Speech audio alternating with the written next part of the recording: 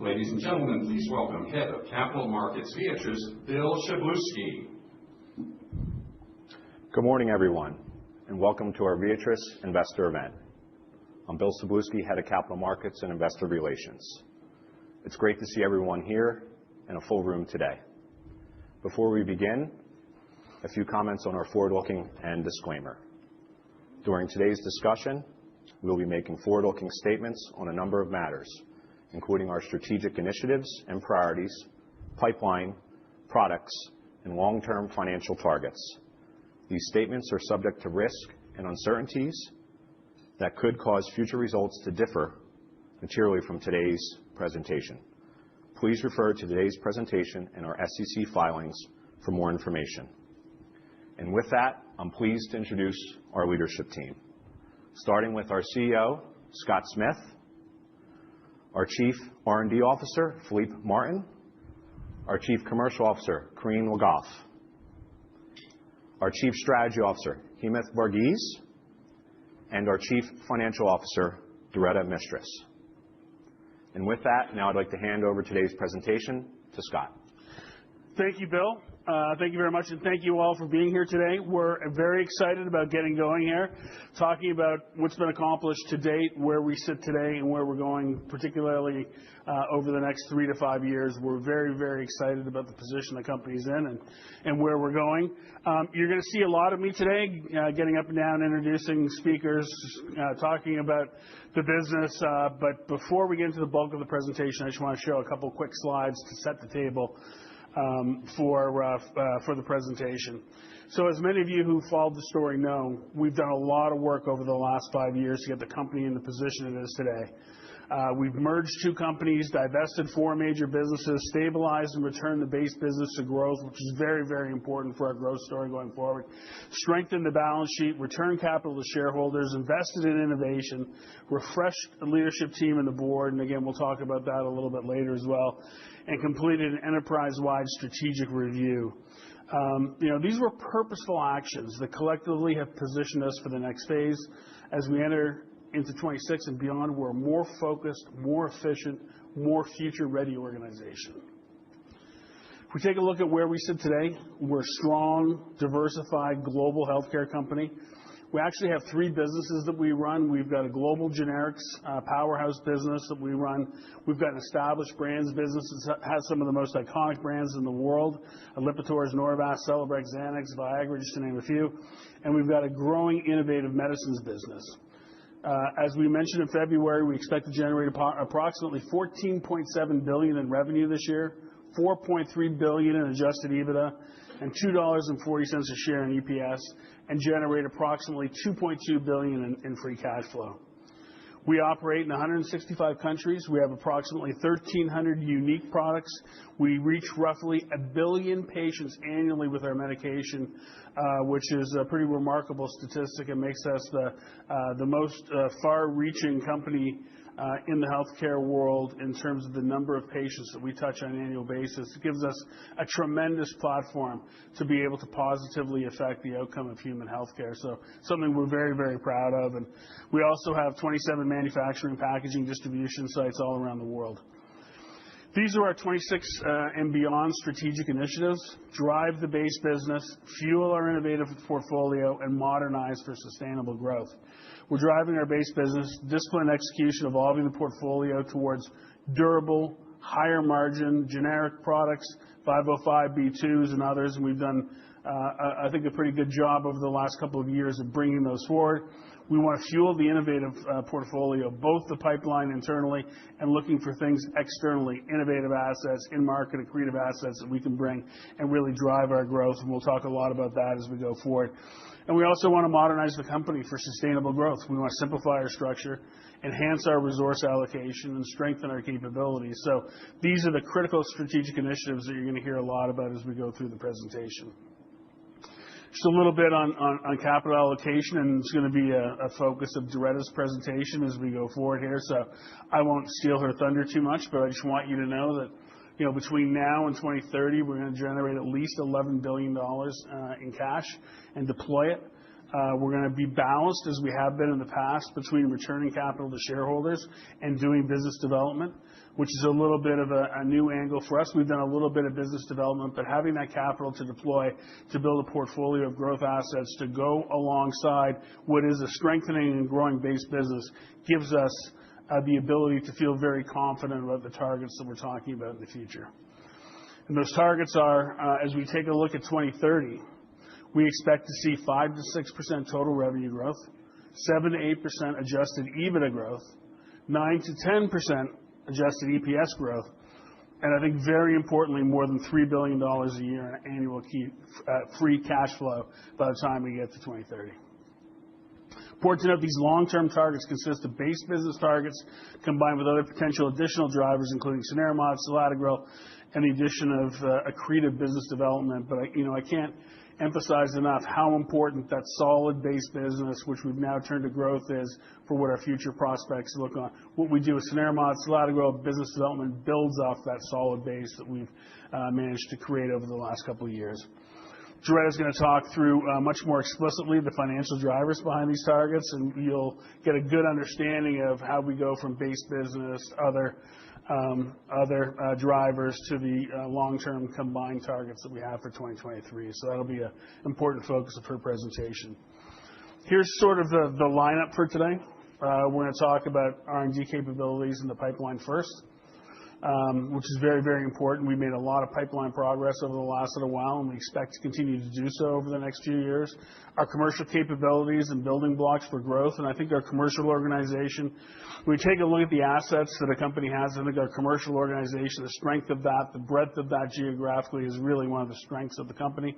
So that's going to be, and Corinne's going to talk about that and how we not only continue to support the base, but also pivot to innovative products as well. Hemant is going to talk a little bit about our portfolio strategy and business development and where we're going and how we see accomplishing our business development goals. And then Doretta is going to wrap up before we get to Q&A with taking a look at the financial framework, capital allocation strategy, how do we get to our long-term targets, and how do we really accelerate shareholder value. So those are the four major portions of the presentation today. The first one is, as I say, on pipeline, and Philippe Martin is going to come up. Just to give you, for those of you who don't know Philippe, he was the Chief R&D Officer. He is the Chief R&D Officer at Viatris. That's a bad time to break that news, right? He's a highly, highly experienced R&D leader with over 25 years of experience.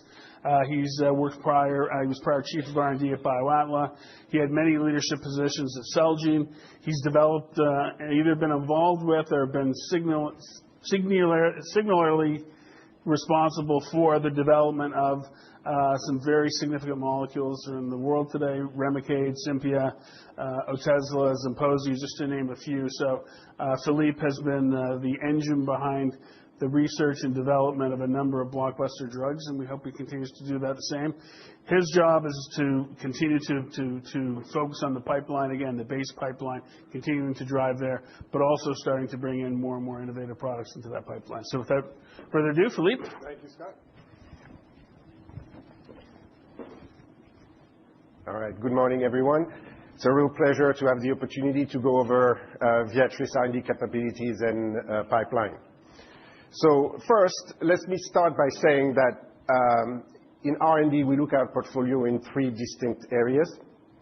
First, our generic medicines, which is composed of our core and complex generics, and for which we have a strong R&D foundation with our Mylan heritage.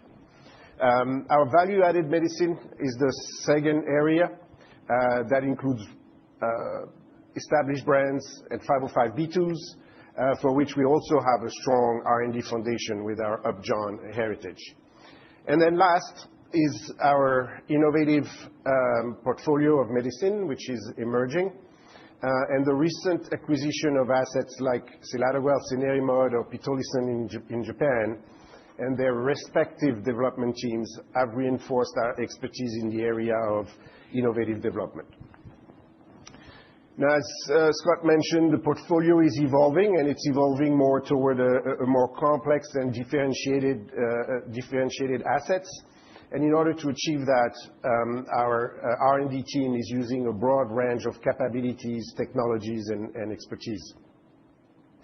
We also have a broad geographic presence, which is allowing us to tap into the best talents around the world and leverage their local knowledge to get our medicine approved around the world. Now, if we turn to our innovative capabilities specifically, as I said, over the last couple of years, we've added significant talent to our innovative platform through the Idorsia and Aculis acquisition. Together, they bring proven experience in developing and bringing innovative medicines to market. Now, importantly, these talents covered all phases of development, from IND to approval and lifecycle management. So when you combine this talent with our existing CMC and medical affairs expertise, that gives us all the tools we need, all the tools necessary to successfully develop innovative assets. Now, in addition to our talented colleagues, we've built significant expertise in the area of device technologies. And it's important because it's a cornerstone to the development of assets like respiratory medicine, like generic injectables, for instance, our GLP-1s, or our transdermal patches like Xulane and Xulane low dose. This deep knowledge also applies to our innovative portfolio. It's an important success factor for some of our innovative assets, like selatogrel and its autoinjector. We have a long, successful track record of developing and manufacturing this complex medicine and are building on this experience to develop our next wave of 505(b)(2) and complex injectables. Now, if we look at our complex injectable, so in addition to the device expertise, which is critical for complex injectables, we also have a deep expertise and proven track record across a broad range of delivery and modified release technologies. But importantly, we've spent quite a bit of time and energy in developing our in-house analytical capabilities. And that's important because for assets like complex generics, but like GLP-1s, oligonucleotides, complex molecule, having these capabilities is critical in order to show API sameness. So we have many successes, including very recently in this area, and some of these successes are highlighted on this slide. Now, in addition to complex injectable, as I just mentioned, we have 3 additional key areas that will power our future growth in complex generics. And for these 3 areas, we're building on our proven capabilities in complex injectables and complex respiratory generics. For GLP-1 specifically, we are covering the full spectrum of injectable and oral medicines.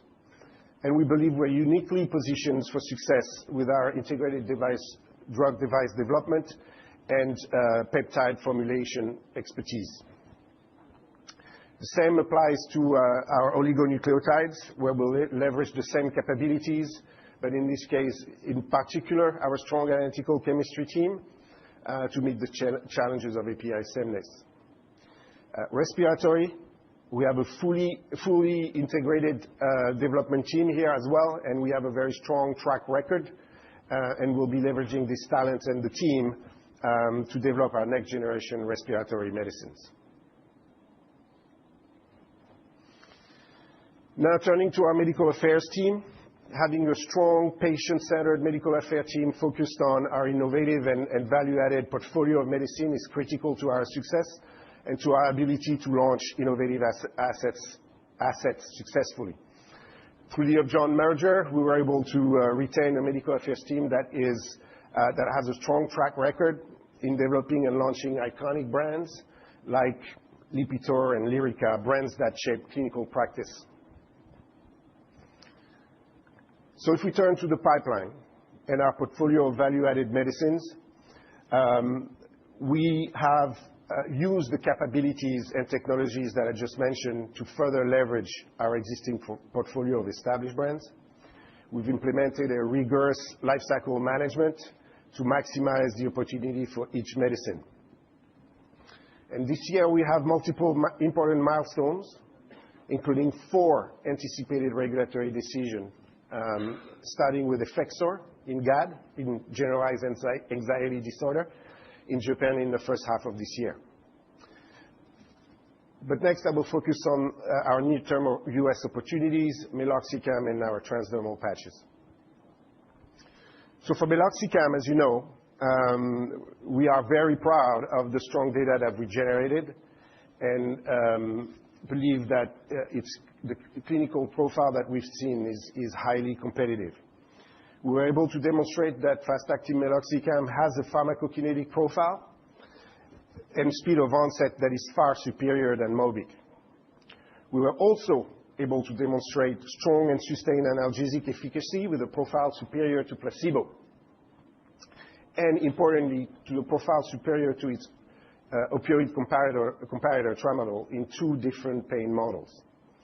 And lastly, we were able to demonstrate that significant opioid-sparing effect for fast-acting meloxicam, and clearly we intend to have that included as part of our product label. So we submitted our NDA earlier this year and anticipate we will get a regulatory decision in the second half of 2026. Now, switching to our portfolio of transdermal contraceptives, we are leveraging our experience with Xulane and our estrogen patches. We are developing weekly, small, thin, discrete patches that have best-in-class adhesion. These patches are designed for today's patients' need, and in particular for patients seeking reduced or no estrogen exposure, which limit the potential for serious safety risks associated with prolonged exposure. For our low-dose estrogen patch, FDA regulatory decision is anticipated in the second half of 2026, and this will be followed by a progestin-only patch, for which phase 3 enrollment is currently finishing. Now let me turn to our innovative portfolio. So we are focusing on assets that have a potential to have a differentiated profile and make a meaningful difference to patients.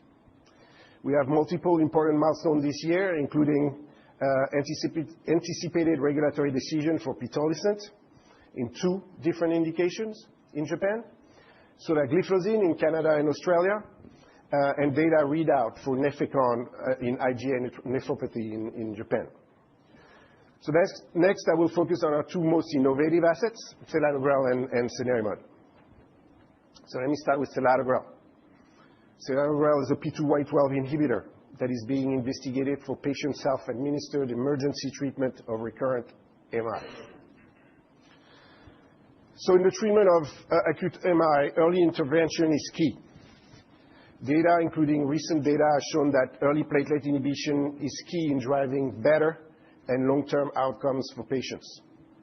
Mechanistically, this is supported by the fact that the thrombus that is formed at the inception of the acute MI is platelet-rich, but within hours will transition to fibrin-rich thrombus that is much less responsive to antiplatelet treatment. There's currently no emergency treatment available for early intervention. Other commercially available P2Y12 inhibitors are either too slow to act from a PK/PD standpoint, with a duration of effect that is too long and significantly increases the risk of severe bleeding in case of emergency surgery, or they cannot be self-administered due to their route of administration. So selatogrel was developed specifically for the emergency treatment of acute MI. The profile demonstrated in phase 2 is ideal for emergency treatment. We saw a robust and rapid effect that is of short duration, but that is long enough to give patients ample time to get to the hospital for proper diagnosis and treatment. That effect, importantly, was obtained on top of background chronic platelet therapy, either aspirin or aspirin in combination with P2Y12 inhibitors, typically clopidogrel.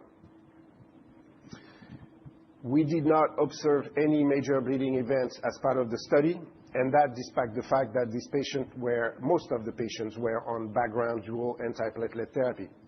We believe that this is explained mechanistically by the high selectivity observed with selatogrel, which leads to no off-target effects interfering with hemostasis. So this ideal profile led to the initiation of a large global registration study called SOS-AMI. I'm going to go over the design as briefly as I can. This is a simple design, though, that was developed in collaboration with KOLs and FDA under SPA. Selatogrel was also granted fast-track designation by the agency. So to be eligible, patients need to have a qualified MI. The patient and the caregiver, including family members, are then trained to use the autoinjector and trained to recognize the symptom of acute MI, typically chest pain. They are then randomized to placebo or selatogrel 1:1, and then followed until they have an event. An event is defined as an injection of either selatogrel or placebo. This is an event-driven study. The primary endpoint is death from any cause within 7 days or non-fatal AMI within 2 days after study treatment self-administration. The outcomes are ranked based on severity from the most severe to the least severe outcome, and we are targeting a risk reduction of 20%, as was observed in other antiplatelet studies that were studied on top of standard of care.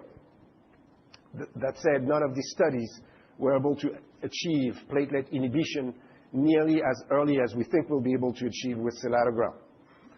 Remember, time is muscle, so early intervention is key.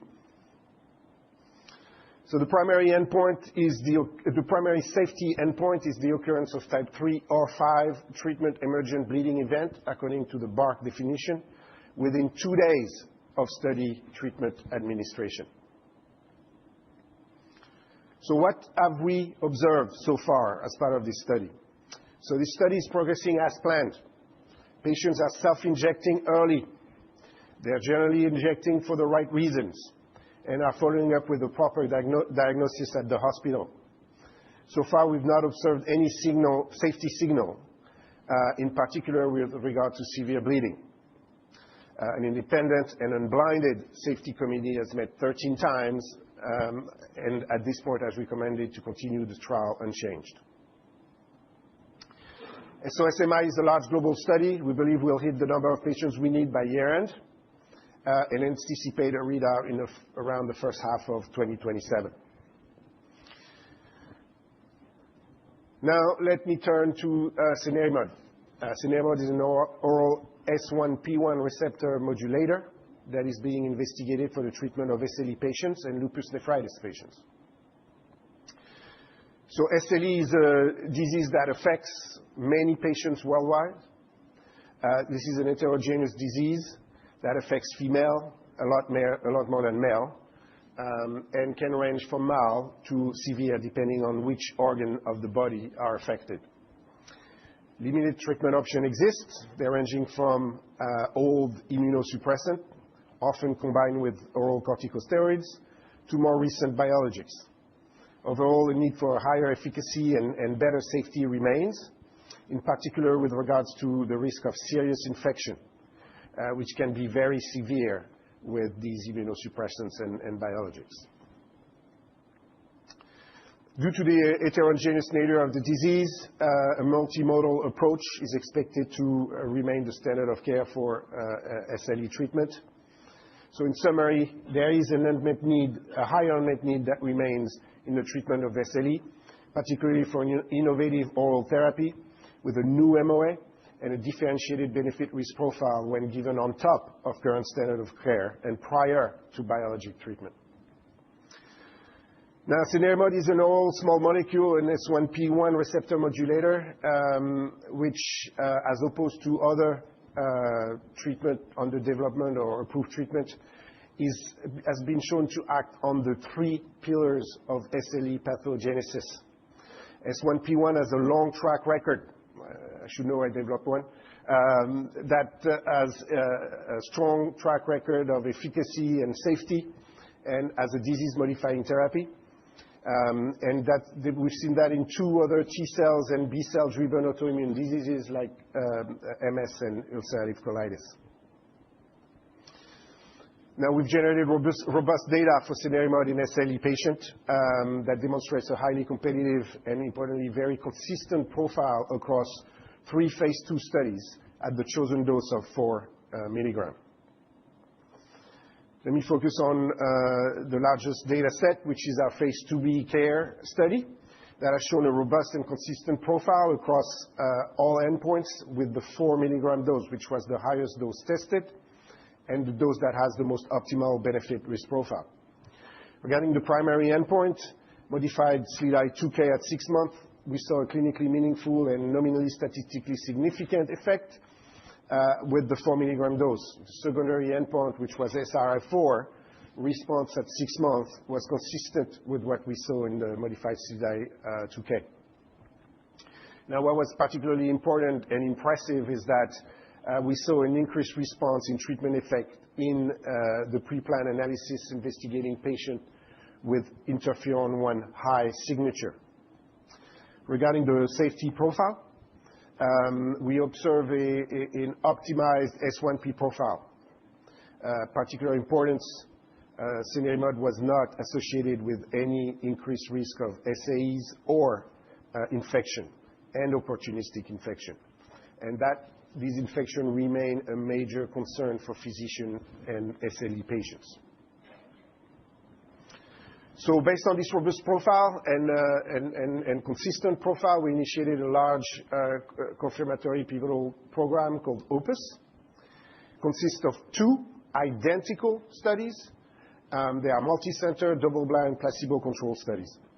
In each study, approximately 420 moderate to severe SLE patients receiving concurrent SLE background therapy will be randomized 1-to-1 to either cenerimod or placebo for 12 months. The primary endpoint is SRI-4 at month 12 compared to baseline, and patients will be stratified in 3 different stratas, including one with interferon-1 high, low. Importantly, we have a forced oral corticosteroid tapering, which will be required from month 5 to month 8 in all subjects that have a baseline oral corticosteroid dose equal to or higher than 10 milligrams at randomization.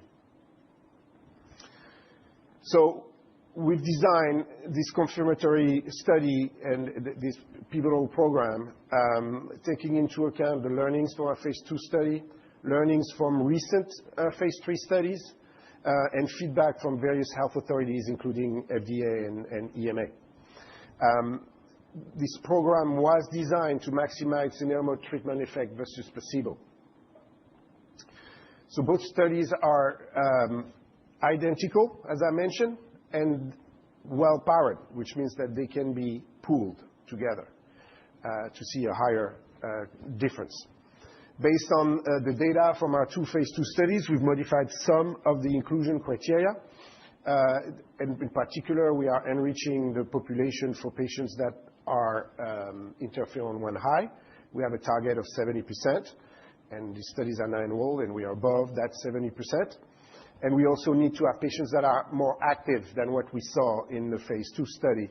And so we've included a BILAG 1A and or 2B entry criteria. Nothing is new here. These entry criteria have generally been used in phase 3 studies across the board.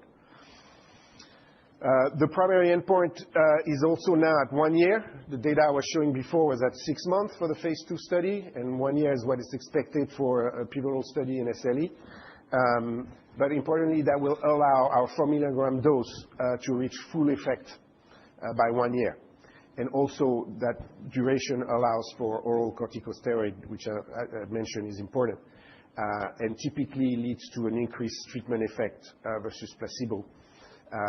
Patients that are not able to taper off are considered non-responder. So as I said, the studies are now fully enrolled. with an interferon-1 high percentage exceeding 70%. We anticipate results for both studies by the first half of 2027. We've also initiated an additional phase 3 study in lupus nephritis that is currently actively enrolling. And the S1P1 MOA is well suited for multiple expansion opportunities beyond SLE and lupus nephritis. So in summary, we've built a resilient R&D engine and are building on Viatris' strong foundation to drive next-generation innovation. Our pipeline has evolved and will continue to evolve over the next few years, but we have a significant number of near and long-term catalysts across the pipeline, from complex generics to value-added medicine and innovative medicines. I thank you for your attention. I think I was able to cover that in the time allowed it, so I will now turn it over back to Scott. Thank you. Thank you. And we're just going to leave Philippe's last slide on here just for a second. That something I'd like to address. First of all, I mean, we have a very strong R&D engine, both on the innovative side and on the generic side, importantly. Been very productive. A lot of focus on the value-add medicines, 505(b)(2)s, et cetera. We anticipate 95 approvals this year around the world. And it's important to know that I think a couple of those are on the innovative side with INPEFA and pitolisant, right? We've got some of the value adds, particularly in the U.S., well, Effector GAD in Japan. We've got Gwinlo, we've got fast-acting Meloxicam, we've got the presbyopia. But that would leave 90 of them on the generic side. And so we don't take our eye off that, right? Even though it's just a note here, there's too many to list, but it's of the 95 approvals that we're expecting during the course of the year, 90 of them on 89, 90 on the generic side, 4 or 5 on the value add side, and a couple on the innovative side. And we'll continue to evolve that portfolio. We'll never fully move away from the generics, but we will try and continue to evolve that portfolio towards higher margin, stickier revenue type of complex generics and 505(b)(2)s over time. So I think we've made a lot of progress over the last couple of years on the pipeline. We're starting to really bring some new value-added, innovative things to the marketplace along with the base business, and we're going to continue to do that. And Philippe talked about cenerimod and selatogrel last. There's a lot of interest that we get in that. We're very, very excited about the potential of those products. If approved, we believe they're global blockbuster drugs, which can have a tremendous impact on the company overall. But in 26, we remain laser focused on the execution of the near-term launches that we're talking about, right? We need to make sure that we launch the Gwinlos, the Meloxicams, the presbyopias, others as maximally as we can. We'll get to the launch of cenerimod and selatogrel, and we'll hopefully see some data later this year, early next year. But we remain tremendously focused on the launches that we have in hand in 26. So thank you very much, Philippe. Now I'm going to ask Corinne to come up, please, to the stage for us. She's the Chief Commercial Officer. She's been with us, and I was surprised when I read this that it's 2 years that Corinne's been with us. She joined in April 24. She's a very accomplished biotech and pharmaceutical executive, more than 25 years of experience leading and building highly successful commercial teams. Her prior work experience includes Moderna as the Chief Commercial Officer, Amgen, Roche, Merck, Sanofi, and Pfizer, it says here, but that was really Pharmacia, where we worked together 25 years ago. So, Corinne? I was hoping you wouldn't say the years, but good morning, everyone. Today, I want to do 3 things. I will talk about the strengths and the durability of our base business of generics and established brands. I will reinforce the key building blocks of growth of our current business and demonstrate the power and the discipline of our commercial organization. And I will show you how we plan to accelerate revenue growth and enhance capabilities through the launch of value-added and innovative medicines. So Viatris benefits from a very strong commercial platform from which we expect to continue to grow. We have a broad commercial footprint and scale that reaches patients across more than 165 countries around the world, and we have a physical presence with commercial presence in 70 countries with a comprehensive set of capabilities. But we also have demonstrated deep commercial leadership and expertise over many years and across more than 10 therapeutic areas. You can see here that we have a large sales force, approximately 8,500 people, that drive product adoption and customer engagement around the globe. And we benefit from a broad, very diversified portfolio. And this unique combination of those foundational strengths is really key to secure resilience and long-term competitive advantage. Now, we expect over the next 5 years that we expect to see growth in all geographic regions. What I want to do here is to review the specific growth drivers for each region. I'll start with Europe. In Europe, our promoted brands continue to drive growth, and we also recognize as a generics leader, notably in key countries like France and Italy, and that's because of the breadth of our generics portfolio offering. Now, in North America, we have very successfully gained leadership in complex generics. We have some examples here with Wixela and Brena. And those complex generics, as you know, drive more sustainable growth. And we continue to expand our portfolio of promoted brands. Now, in emerging markets and in Greater China, the majority of our revenues come from established brands. Now, in these markets, we leverage the trust and loyalty to these iconic brands that are embedded in physician prescribing habits and in patients' preferences. In JANZ, while we continue to see and to experience government-mandated price decreases on generics and LOE brands, we anticipate that we will return to growth in Japan, notably with new innovative brand launches, and I'm going to come back to this in a few slides. So our generics and established brands portfolio is powerful. It's a powerful cash-generating engine, and it's very healthy. But let me dive deeper in how we're going to continue to perform and succeed in global generics. This is not a static business. Viatris is a high-performing, constantly renewing platform. Every year, we aim to replenish the portfolio with new products revenue that more than offset natural erosion. Now, IQVIA and our own internal projections indicate that between 2025 and 2030, the pharmaceutical industry faces a $175 billion patent cliff. And I'm talking only about non-biologics, so with several high-revenue non-biologic products that are losing exclusivity in developed markets. Viatris plans to develop generics for the highest value molecules, focusing on around about 70% of the LOE value. Now, as we replenish the portfolio, at the same time, we actively optimize the portfolio with regular pruning to maintain a stable gross margin profile. And most importantly, we continue to shift the portfolio towards complex generics that drive more durable revenues than other oral small molecules. And we anticipate in the US an increase of 35% in the number of complex generic launches in the coming years. So in developed markets, we expect to deliver mid-single-digit net sales growth for generics through 2030.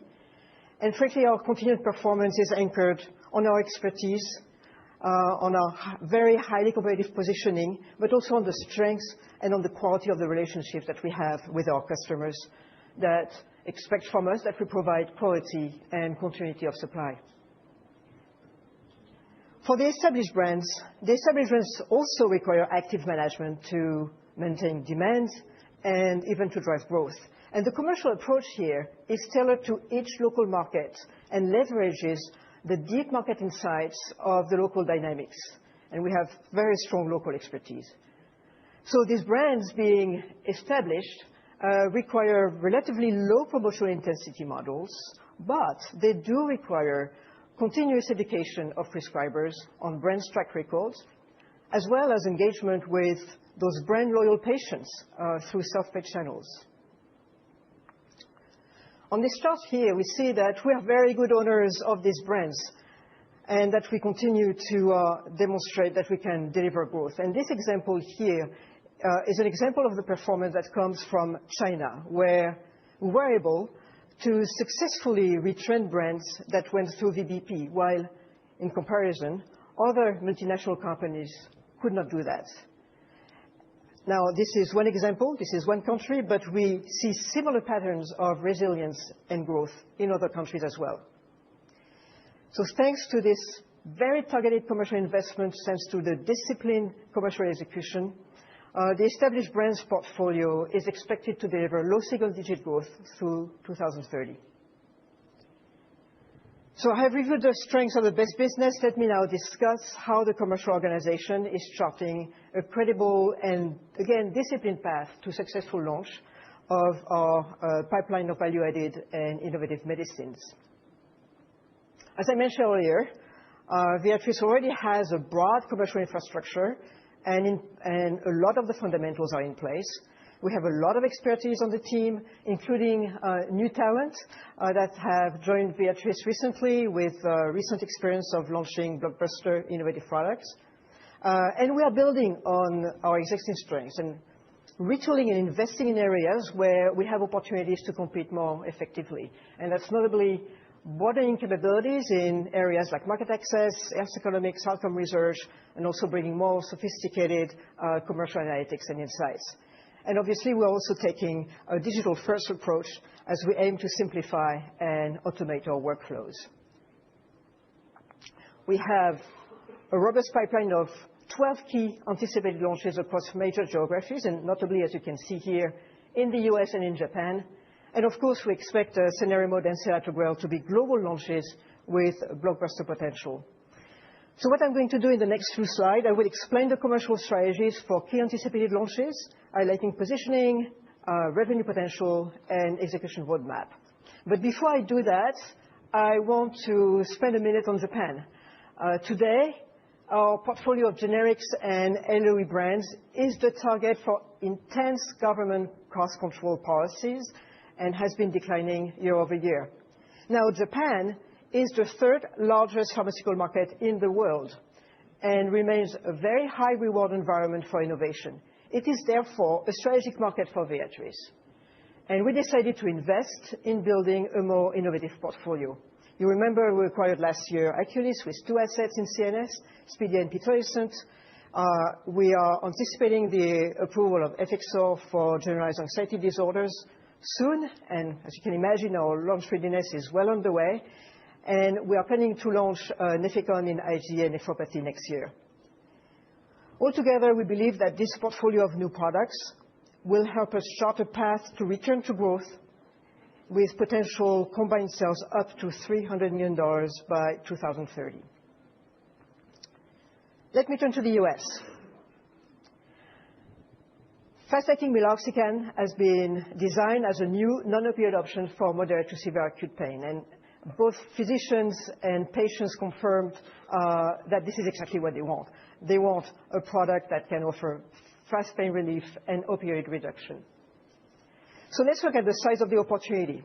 Pain is a heterogeneous indication, and the market is very broad, but we plan to focus on acute pain episodes that affect about 80 million patients each year in the US. And that's a number that grows about 2 to 3% every year. Now, half of these patients are still treated with an opioid to get the relief that they need. Right? So for us, the opportunity concentrates where opioid reliance is the highest and concentrates with medical specialties that manage high volume of acute pain cases. So we intend, as we go about this launch, we intend to optimize the launch for speed, and we will have a very laser-targeted approach. We will prioritize fast and broad value-based access. We will build a specialty field force that will target the high-volume specialties and postoperative pain, mainly. And we will focus on the outpatient setting where we see the need for fast-acting oral pain medicines. Now, Should we expand beyond these targets, we plan to do so in partnership to broaden access to non-surgical pain and a larger patient population in emergency medicine, in dentistry, or with PCPs or NPs. We believe the potential peak net sales for fast-acting meloxicam is up to $500 million and is driven by a patent exclusivity beyond 3 years and an expansion beyond the initial post-surgery market. Another growth opportunity for the U.S. market is the expected launch of our novel low-dose estrogen contraceptive patch. And we expect to launch this patch in the second half of this year. It will be the lowest estrogen dose patch available. Now, the contraceptive market is a large market. More than 50 million women in the U.S. are on contraceptives. What's interesting is that among those users of combination birth control have used already a low-dose estrogen pill that generally have fewer side effects. Now, the patch market in itself is still a niche market, but it is growing at 5% a year, and it is very promotionally sensitive. So it's an opportunity for us, as we launch a branded product, to drive market share. To make our low-dose estrogen weekly patch an option of choice for young women, we will focus on creating rapid access.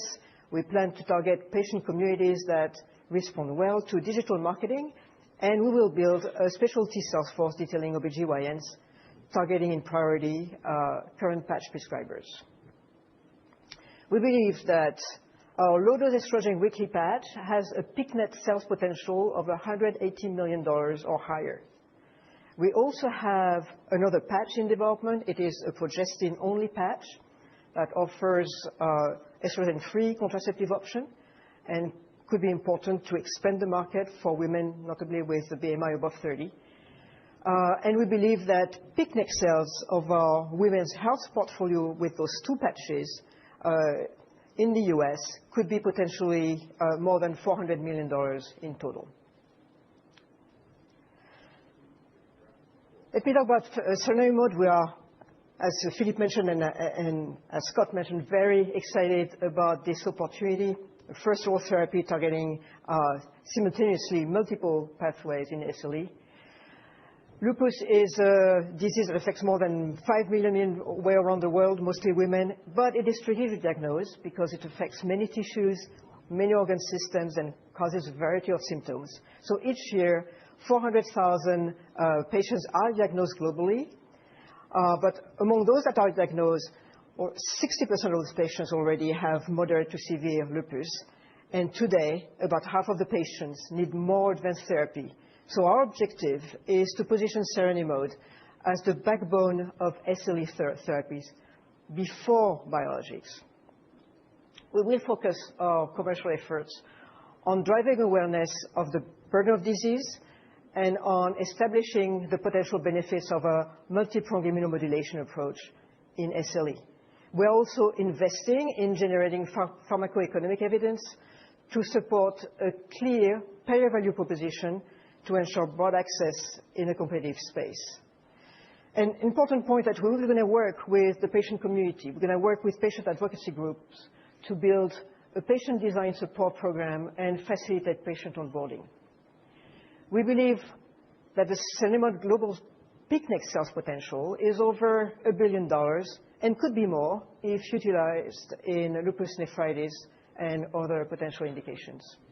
And finally, selatogrel.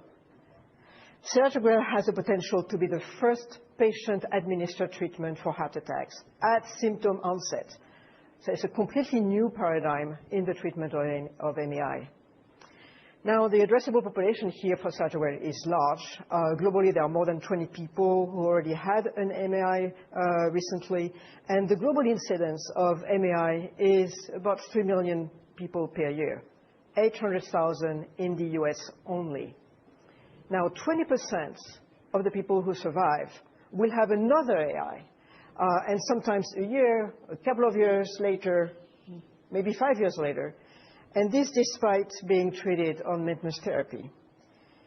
We anticipate first targeting these patients who can recognize the symptoms of MAI because they already had one. And once you had one, you know what it feels like. We are focusing on preparing for this paradigm change to position selatogrel as an acute rescue therapy. And I want to emphasize here that Viatris has deep cardiovascular expertise around the world and a lot of experience with self-administered acute rescue medications. And we know from this experience that physician education, patient education is for symptom onset and recognition of the symptoms will be essential. We will also focus on establishing a value framework that will be linked to the reduction of the severity of the heart attack and subsequent complications, including death, to support value-based access. And we believe the global peak net sales potential is over $1 billion and potentially more with potential subsequent life cycle indications. So to conclude the commercial section, I want to leave you with 3 messages. First, Viatris benefits from a resilient, diversified generics and established brands foundation that we believe is positioned for durable and profitable growth. 2, Viatris has a unique competitive advantage with a disciplined and experienced commercial organization with global scale for efficient execution. And Viatris is transforming and building on a strong base to accelerate growth with 12 value-added and innovative medicine launches anticipated over the next 4 years. And the commercial organization is primed to deliver. Thank you very much. Scott? Thank you.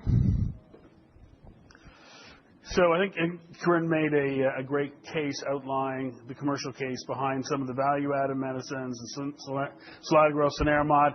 I get a lot of questions. Why were those 2 assets, selatogrel and cenerimod? Why were you so interested in them? And a couple of reasons why I think they could be really outstanding assets, much more than we project even here. And that is the S1P mechanism, very well understood. I've been involved in the development and commercialization of one, as has Philippe. They've shown there's approvals for S1Ps in neurology and multiple sclerosis and IBD and other places. So depending on what the safety profile looks like when we get that database, if the safety database is appropriate, we could expand the indications to many other indications. This could be and it's got a long IP runway. By the time we get to the end of that, we could be in 5, 6, 7 different, potential indications. It plays in rheumatology, dermatology, neurology, GI.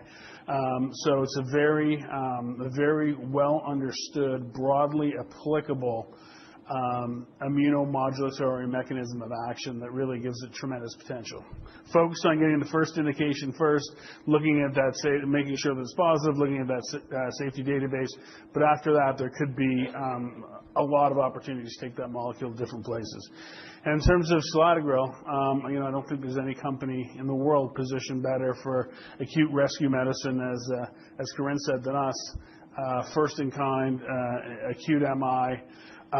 It's something that is near to me.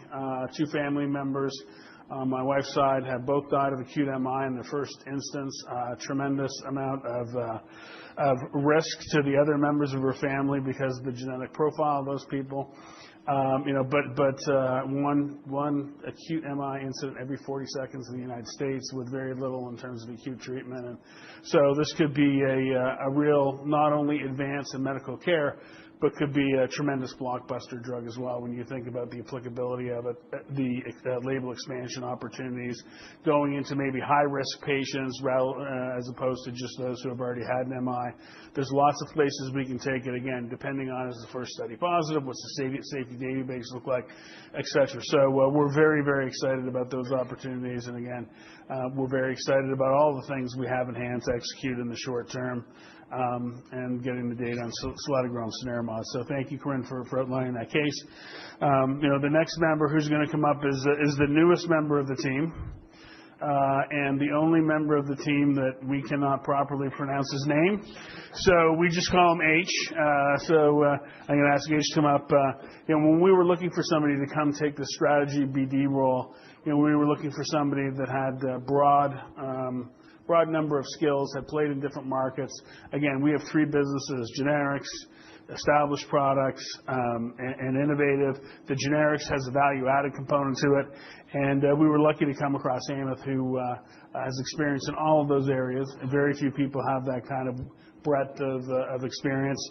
I think he's done over 50 deals in his experience in different companies. He's also got some sort of commercial experience, being a president and chief operating officer of Venus Concept, an aesthetics company, and so a very broad range of experiences, very deep knowledge in the BD space, done a number of deals, and is really going to be critical in helping us build the portfolio as we go forward. So, H, thanks, Scott.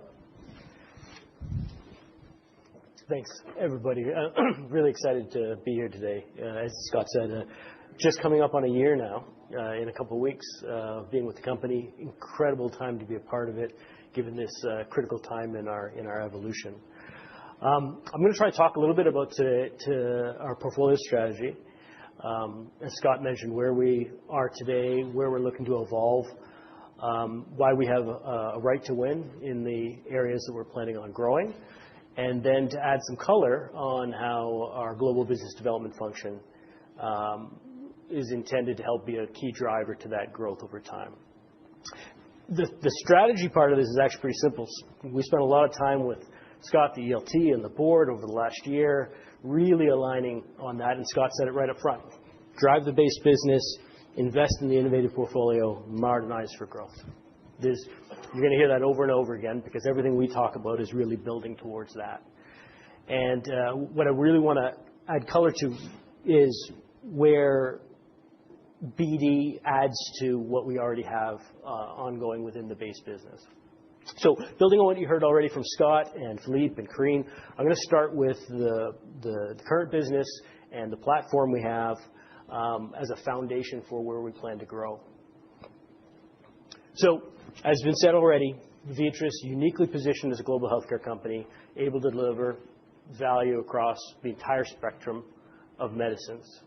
But more importantly, as Karine highlighted in her section, a key differentiator for us is not only having global reach, but our deep regional market expertise. Right? We have commercial, regulatory, medical professionals around the world who understand their markets and allow us to tailor unique strategies for assets in market that allow us to take advantage of unique opportunities at a local level.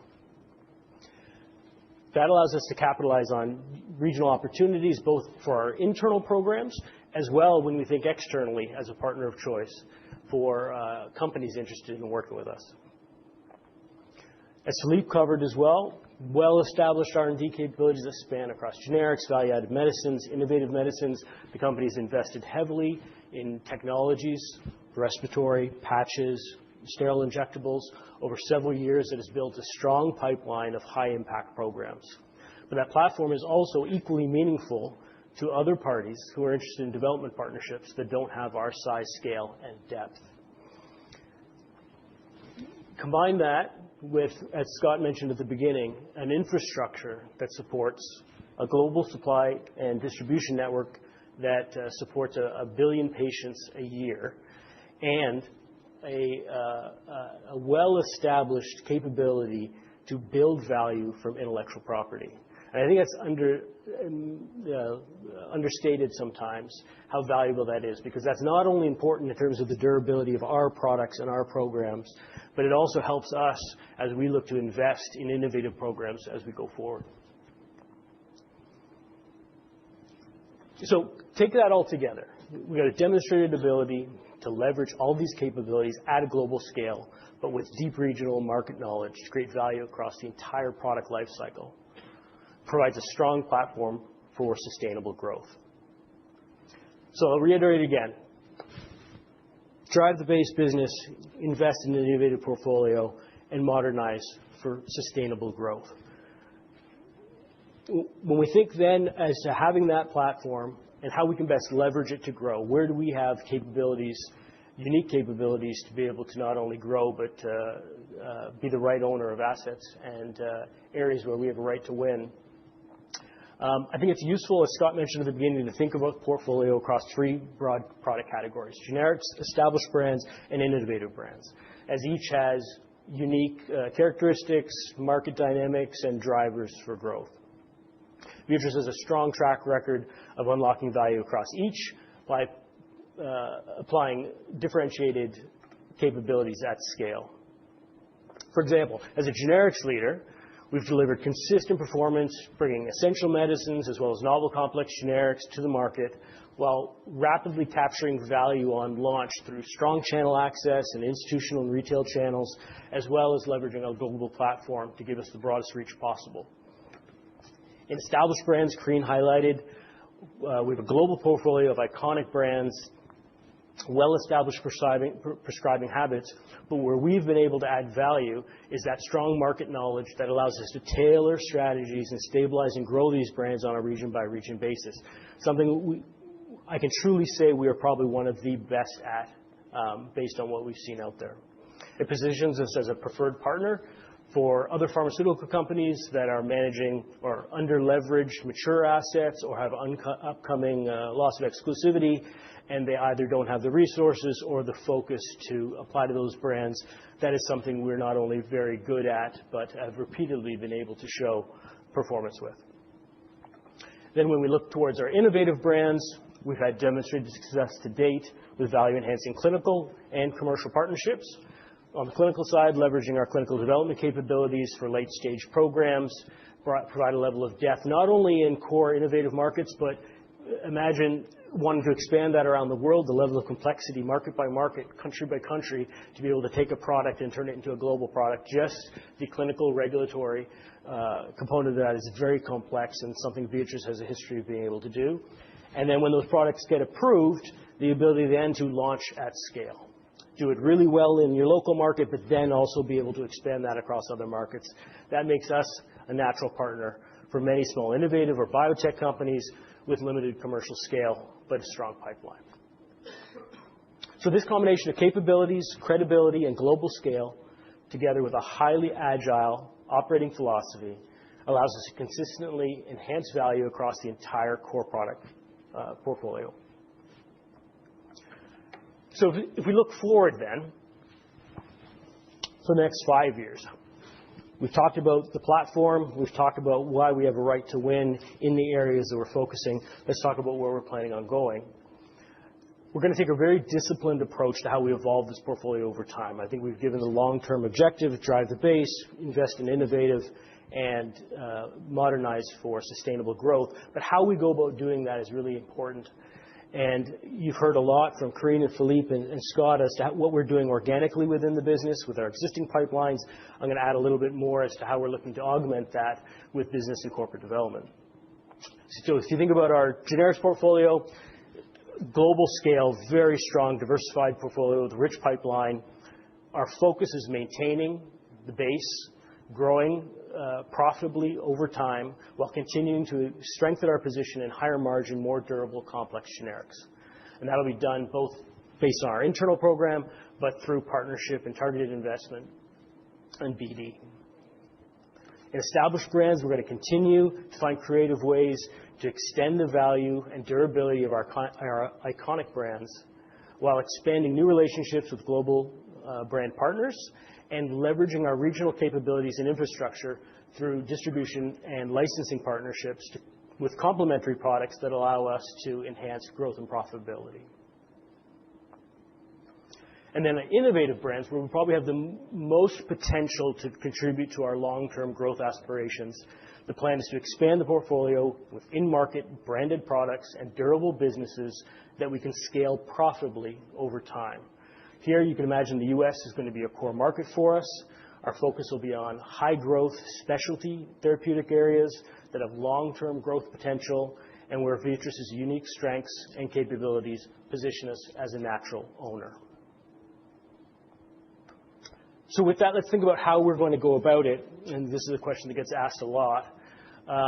So if we're going to think about how we achieve those long-term goals, a critical driver of the strategy is how we approach business and corporate development.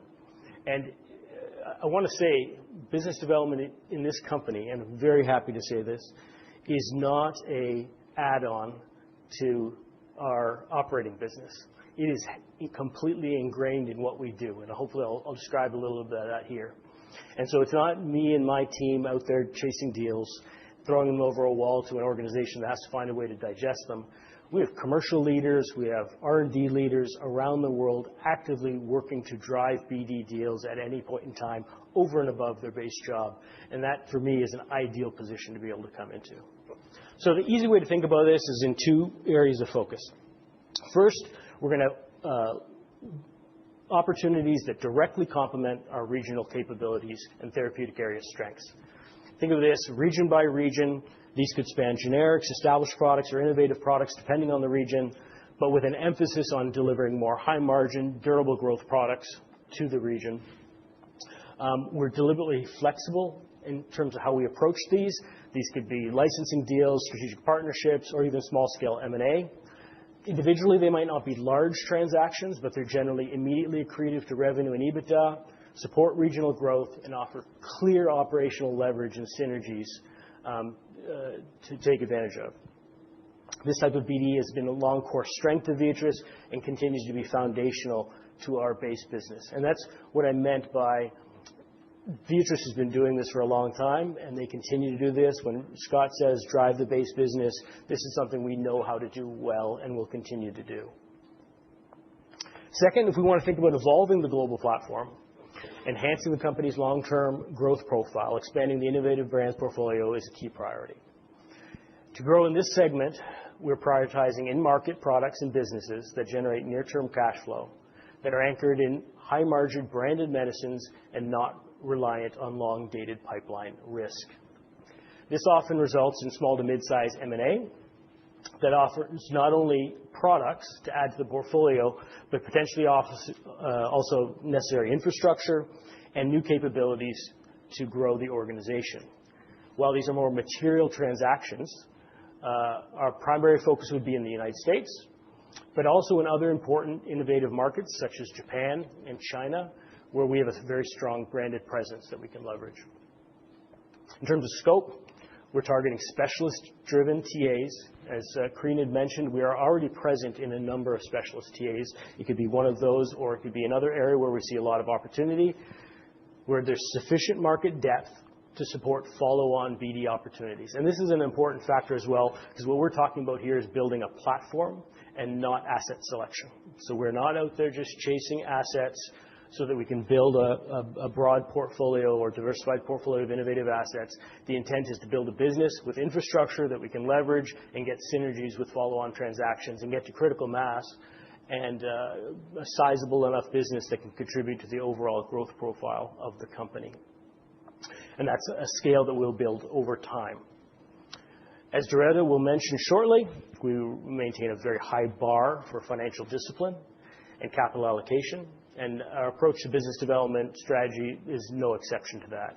Any deal we look at, whether a regional-based business development deal or a large M&A transaction, clear expectations on both strategic fit as well as financial returns. Taken together, our goal over the next 5 years is to deliver an incremental $1 to $1.5 billion in incremental revenue and $500 million in EBITDA to help evolve the company's core portfolio and deliver long-term durable growth for the future. With that, I'll turn it back over to Scott. Thank you, H. Of course. So on this slide at the top is sort of the goal, the business development goal that we have that's embedded in our projection and our targets up to 2030 of $1 billion to $1.5 billion in revenue and $500 million for adjusted EBITDA from business development. I think highly, highly doable with the capital that we have to deploy. And so very excited to be able to do that. If you take a look at the regional partnering part of this, I think we did 59 regional partnering deals last year, and we'll continue to do them. We're going to accelerate that opportunity. The strong foundation that we have from a commercial perspective allows us to do those deals, and so we're going to continue that. We did one sort of innovative deal last year, and that was the Aculys transaction in Japan. Japan, a very important geography for us for a lot of reasons. Bringing in important innovative growth assets there was a priority for us, and we did that. Now we want to be able to supplement what we do in the U.S. and others with this business development development. But the targets, where we go, the way the targets were built, I think this business development component of those targets, given the amount of things that are out there, the capital that we have to deploy, and the strength of the organization globally, highly doable. So, very excited about that. So the next step, we're gonna pivot to the financial part of the presentation. Doretta is going to come up. She is obviously our Chief Financial Officer. As many of you know her, a very accomplished financial executive with deep healthcare experience, 2 decades of leadership advisory and capital markets expertise. Over the course of her career, she's advised transactions over $250 billion. I see from the sheet here, which is pretty remarkable, $240 billion. And prior to joining Viatris, she was a managing director at Citi and also Goldman Sachs before that. So without further ado, thank you, Doretta. Thank you for that introduction, Scott. Good morning and welcome again to everyone that's here in the room and for those that are listening in. I am Doretta Mistras, the CFO of Viatris. As I've been listening to the presentations this morning, it's really struck me how much work this leadership team and this company have done over the past few years to navigate through challenges and also execute on our business plan.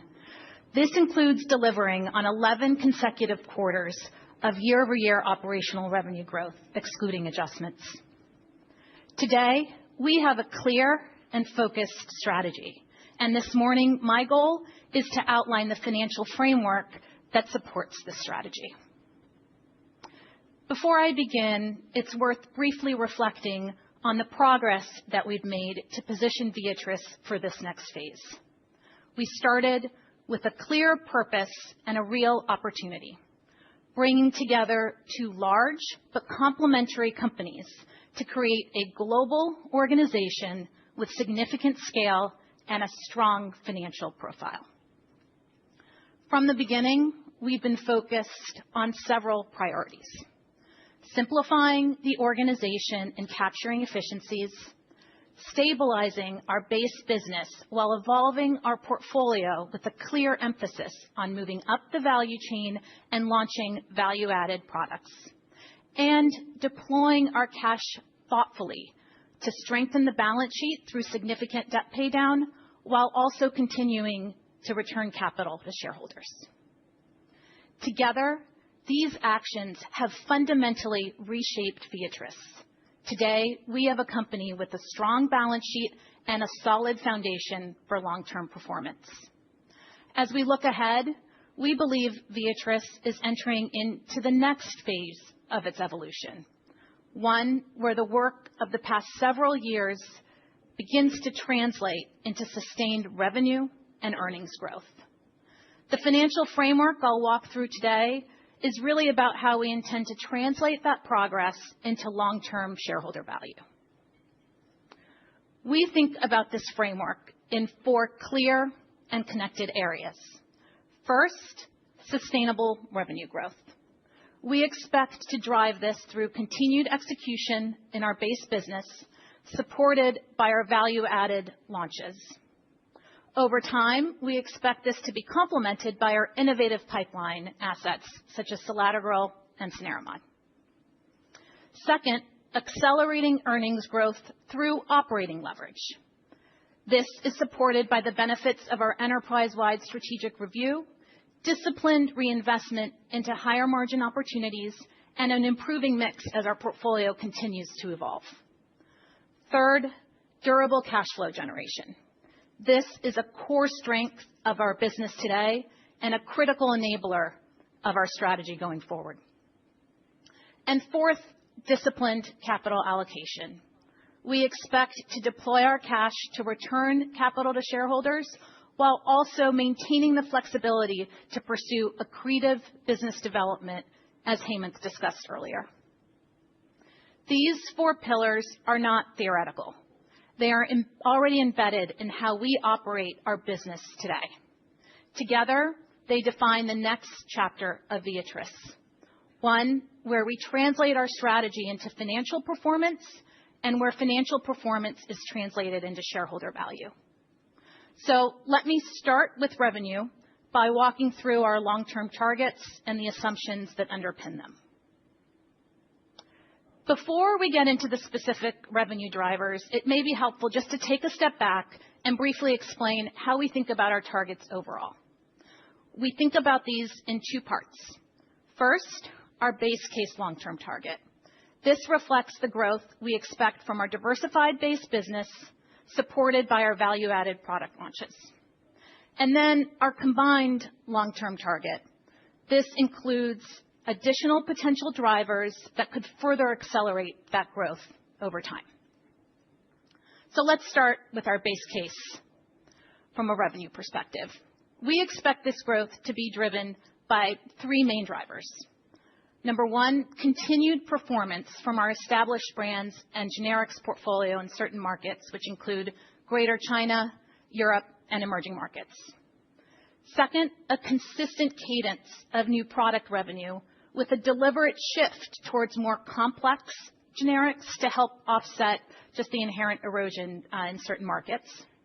And the execution of our higher margin value-added new launches, including products such as fast-acting meloxicam and our low-dose weekly estrogen patch, which are currently awaiting regulatory approval.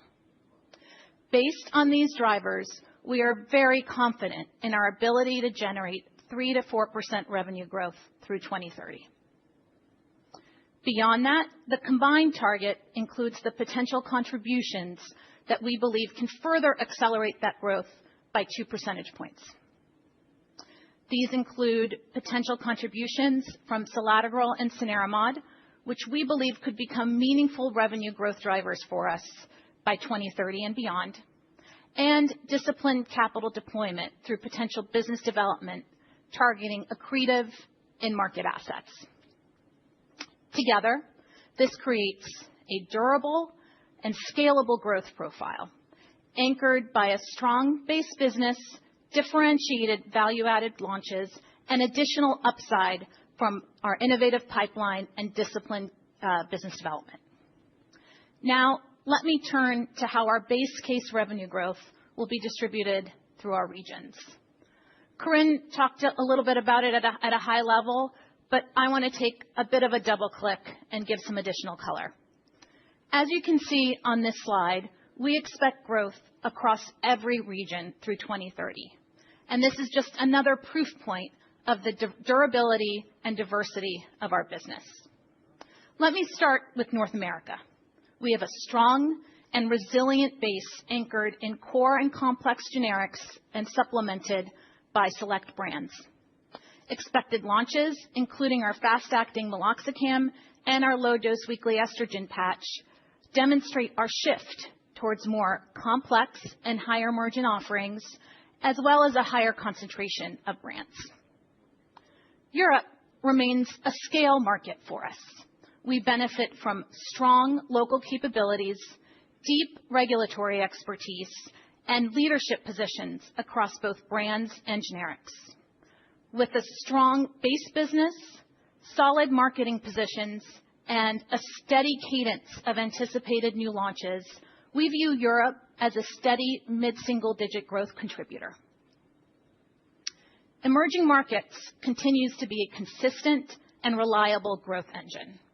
Growth is expected to be driven by steady volume increases across our key brands and priority markets, supported by favorable demographics and expanding access to healthcare.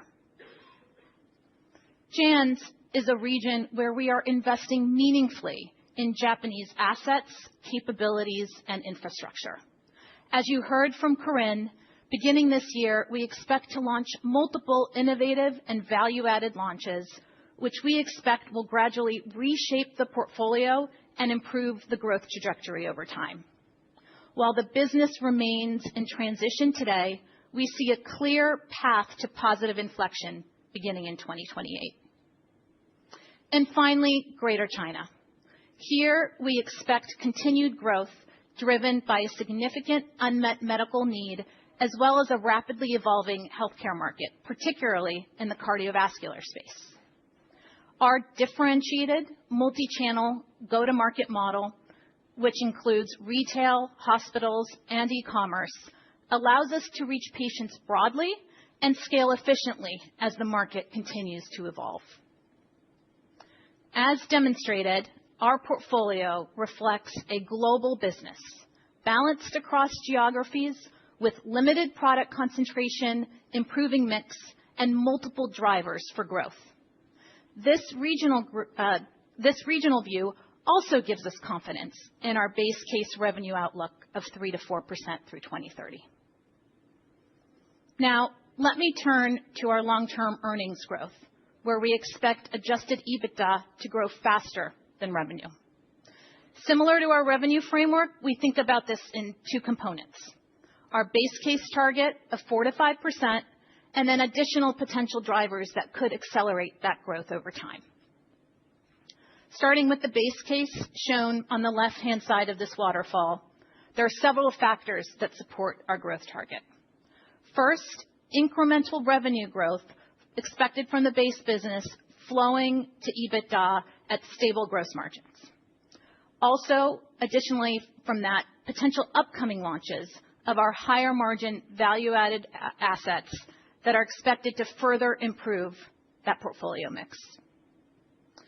Second, continued discipline on our expense base, including the expected cost savings from our enterprise-wide strategic review, which should create additional operating leverage. Looking beyond the base case, our combined targets include additional drivers that could accelerate growth. These include capital expected to be deployed towards business development, as well as potential contributions from selatogrel and cenerimod.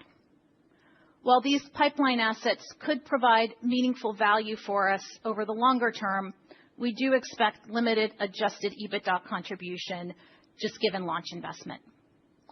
Collectively, these opportunities have the potential to add up to 300 basis points to our adjusted EBITDA growth profile over time.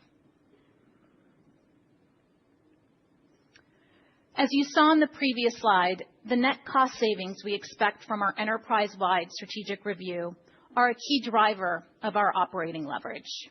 We expect to deliver approximately $400 million of net cost savings, evenly split between COGS and SG&A. Importantly, we expect SG&A to decline as a percentage of revenue as these savings are realized. In terms of timing, we expect to deliver approximately 60% of the savings by year 2 and the remaining 40% in 2028. To enable us to deliver on these commitments, we have established a transformation office responsible for ensuring strong accountability and oversight. As you can see on this slide, we expect another key element of our framework is the strength of our ability to generate free cash. Over the past several years, we have maintained a stable cash conversion cycle, which has translated our earnings into meaningful free cash flow. We expect this trend to continue through 2030, continued to be supported by stable cash conversion, continued improvements in working capital, inventory optimization, and disciplined capital expenditures. Generating significant and durable cash flow is a critical enabler of our long-term strategy, which includes balanced capital deployment. Based on our base case targets and including our current liquidity, we expect to have more than $11 billion of capital available for deployment through 2030. That provides us with significant financial firepower and flexibility. We expect our capital allocation approach to remain balanced between continuing to return capital to shareholders while also having the flexibility to pursue disciplined business development that further strengthens our growth profile. More specifically, we expect to maintain our dividend as a core component of capital return, which we believe represents a competitive differentiator versus our peers, and to continue to execute share repurchases with the focus on accelerating shareholder value. For business development, we expect this to continue to remain an important lever for incremental shareholder value. Our focus will be on accretive assets that can strengthen the durability of our growth profile, as well as regional opportunities where we can leverage our existing capabilities, infrastructure, and scale to drive attractive returns. Underlying this disciplined strategy is a strong balance sheet. Since the formation of Viatris, we have made a clear commitment to deleveraging, and the results of our efforts can be seen on the following slide. As I mentioned earlier, we have delivered more than $10 billion in debt reduction since 2021, and today we operate with an investment-grade financial profile. Looking ahead, we will continue to actively manage our balance sheet and intend to operate within our gross leverage target ratio of 2.8 to 3.2 times. We believe this approach strikes the right balance between maintaining balance sheet strength while preserving the strategic flexibility to continue to invest and create shareholder value. And with that, let me turn to my last slide. As we've talked about, the targets on the left reflect our base case, which includes meaningful growth across revenue, earnings, and free cash flow through 2030.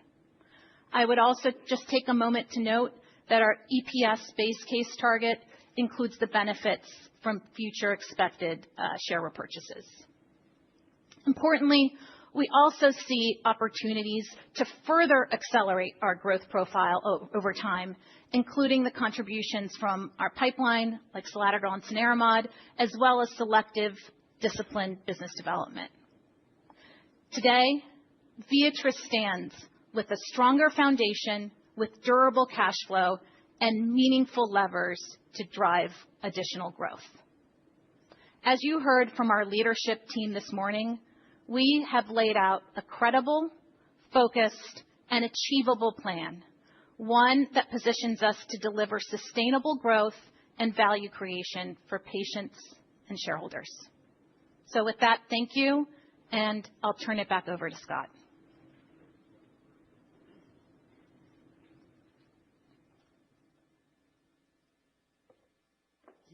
Thank you. Thank you, Doretta, and thank you to all the presenters for the presentations today. Let me just go talk a little bit about the investment case based on everything that you've heard. And then we're going to go a couple more slides, and then we're going to have a short break and go to Q&A. But the case that we've been laying out, which I think Doretta just said, credible, focused, and achievable, which I think is exactly the right words for the business plan that we're putting together. And core to the investment thesis in the company is this idea that there is a credible path to sustainable top line and bottom line growth between now and 2030. That's the core of what we're doing. And how do we get there? Strong global platform, as we've talked about before. A growing base business, right? No longer a declining or melting ice cube, but a growing base business that we're shifting and evolving to include more durable, higher margin generics, value-added medicines, and established brands. So a change or an evolution in a positive way for that segment of the business.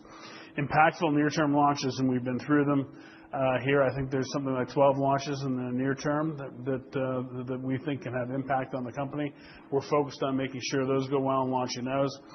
High-value, innovative pipeline, including blockbuster selatogrel and cenerimod. And I would say, based on our investment case between now and 2030, those aren't even a key component of it.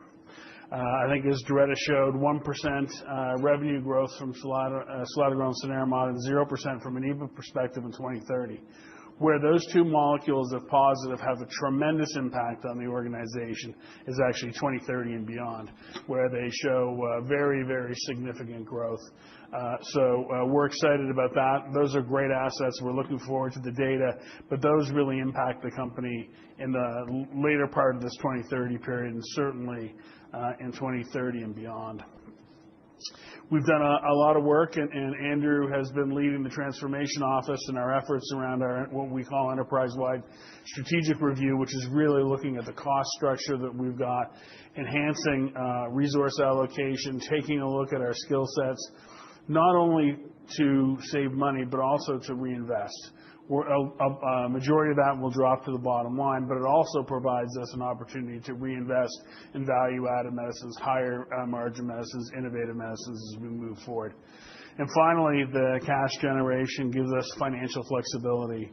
$11+ billion between now and 2030 gives us that kind of strong free cash flow and balance sheet strength, and we can prioritize capital return, continue with the dividend, we can buy back as needed.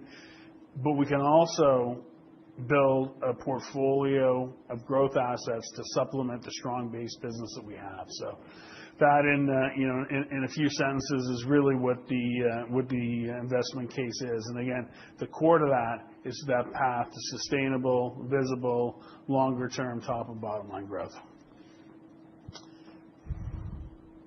So you heard from the top level of the leadership team here today, but there is a broader leadership team that didn't present today here, including Paul, Andrew, who's head of the transformation office, Matt, who's just joined us a couple months ago as chief legal officer, Peter, who's not here, but our chief supply officer, and Laura, who's here. So I'd say this leadership team is a mix of people who have legacy, people who have been here for a long time, new people with new skill sets, fresh approaches to things. So I'm very, very pleased with the people that we've been able to attract into this leadership team. They will all be here during the lunch, except for Peter, and it's a chance to mingle, talk, ask questions, get to know the leadership team. So they'll all be there once we conclude the formal part of the presentation and get to lunch. Also, we've done significant board refreshment. I think 6 new independent directors added since 2022, sorry. We've added, just in the last few months, both Frank D'Amelio and David Simmons, both significant experience in the pharma industry, to come join the team. We have joining us today our independent chair, Melina Higgins. She came, and she'll be coming to lunch as well. So if you have thoughts or questions or comments for her, she'll be here for that. But we've significantly refreshed and enhanced the board, and very pleased where we are from a management and board perspective. So again, thank you very much for your attention. Hopefully we made a great, strong case in terms of why to invest in the company. We're very, very proud of what's been accomplished. But I think we're more than being proud of what's been accomplished over the last couple of years. We're very excited about what the next few years has in store. Our ability to really transform the company into a strong, growing company over the next between now and 2030 and build off that. So we're very, very excited about the position we're in and what the next few years hold. So thank you very much for your attention. I believe we're going to have a 5-minute break and set up some chairs and things. I think there's refreshments outside, and then there'll be a Q&A period for 20-25 minutes after that. So thank you very much. Cheers.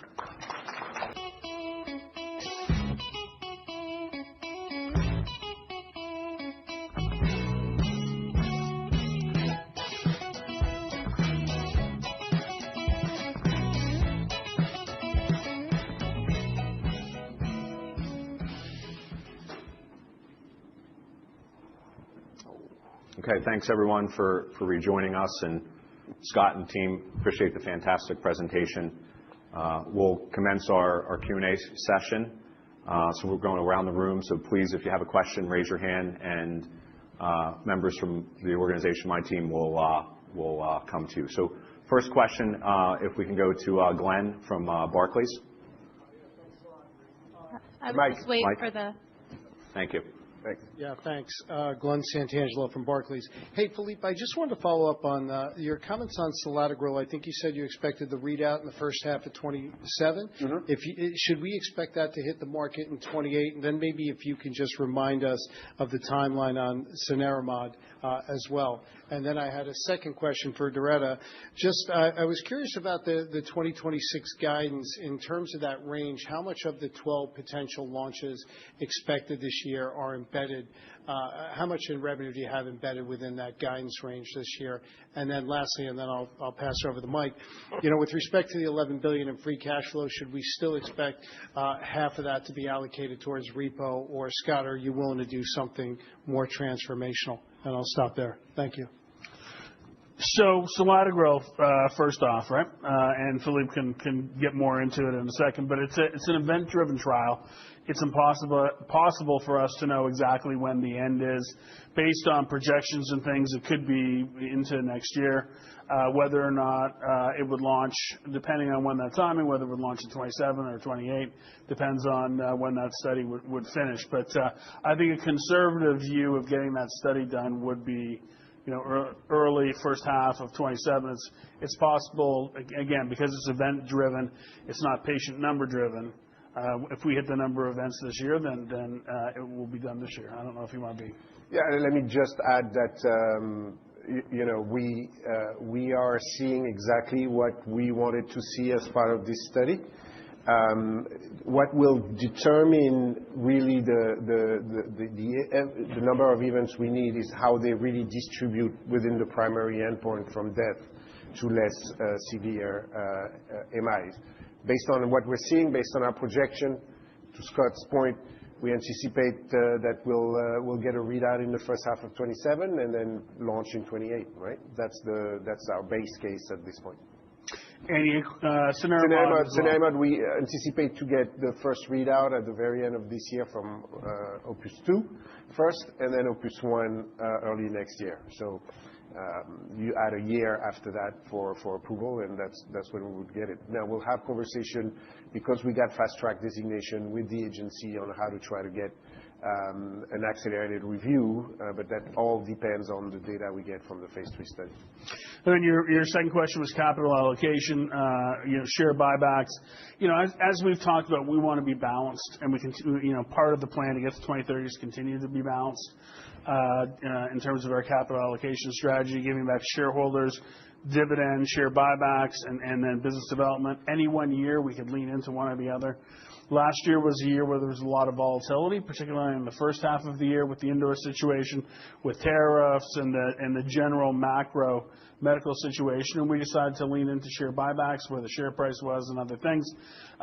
This is a year where it feels like, or it did feel like until a couple of weeks ago, the markets were very open and that there was a lot of assets out there and things were trading, and it was a frothy BD type market, and so there was a lot of opportunities out there that we thought we could lean in, and maybe this would be a year where we lean in a little bit more to business development. But over the 5-year period, I think we're committing to being balanced on both. It's at 50-50 or 55-40. It's never an exact thing, but we're going to try and do both and try to be balanced and manage the company in the way that we think is best based on the opportunities that are out there, share price and other things. Yeah. And with respect to your question on new launch revenue contribution, obviously we think that these are longer duration, durable assets that should have meaningful value for us over our long-range plan or our target. But from a 26 perspective, we've talked about them having little contribution given where they are in their launch phase. So the guidance that we provided does not assume meaningful contribution for these new launches. Great. Thanks, Glenn. Next question. Kyle, could we go to Les, please? Good morning. Thank you, Les from Truist. So just wanted to drill in a little bit on the long-term guidance. And Doretta, you mentioned the 1% sales CAGR would be tied to BD, and then it translating to 3% CAGR on the EBITDA side, specifically tied to BD. I just wanted to get a sense of how comfortable you are with that. What's your confidence level to get that 300 basis points there?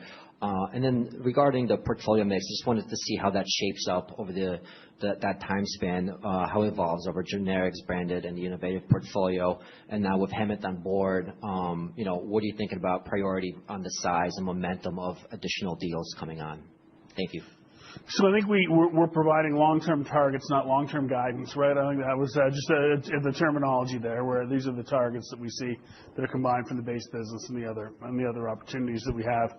I think the BD part is highly doable, personally, given what's out there, the number of targets out there, the capital that we have to deploy, the people that we have looking at things. I mean, I get inbound every day from companies that are looking for partnerships to be acquired, other things. Hamath, I think, gets even more than I do. I think there's lots out there.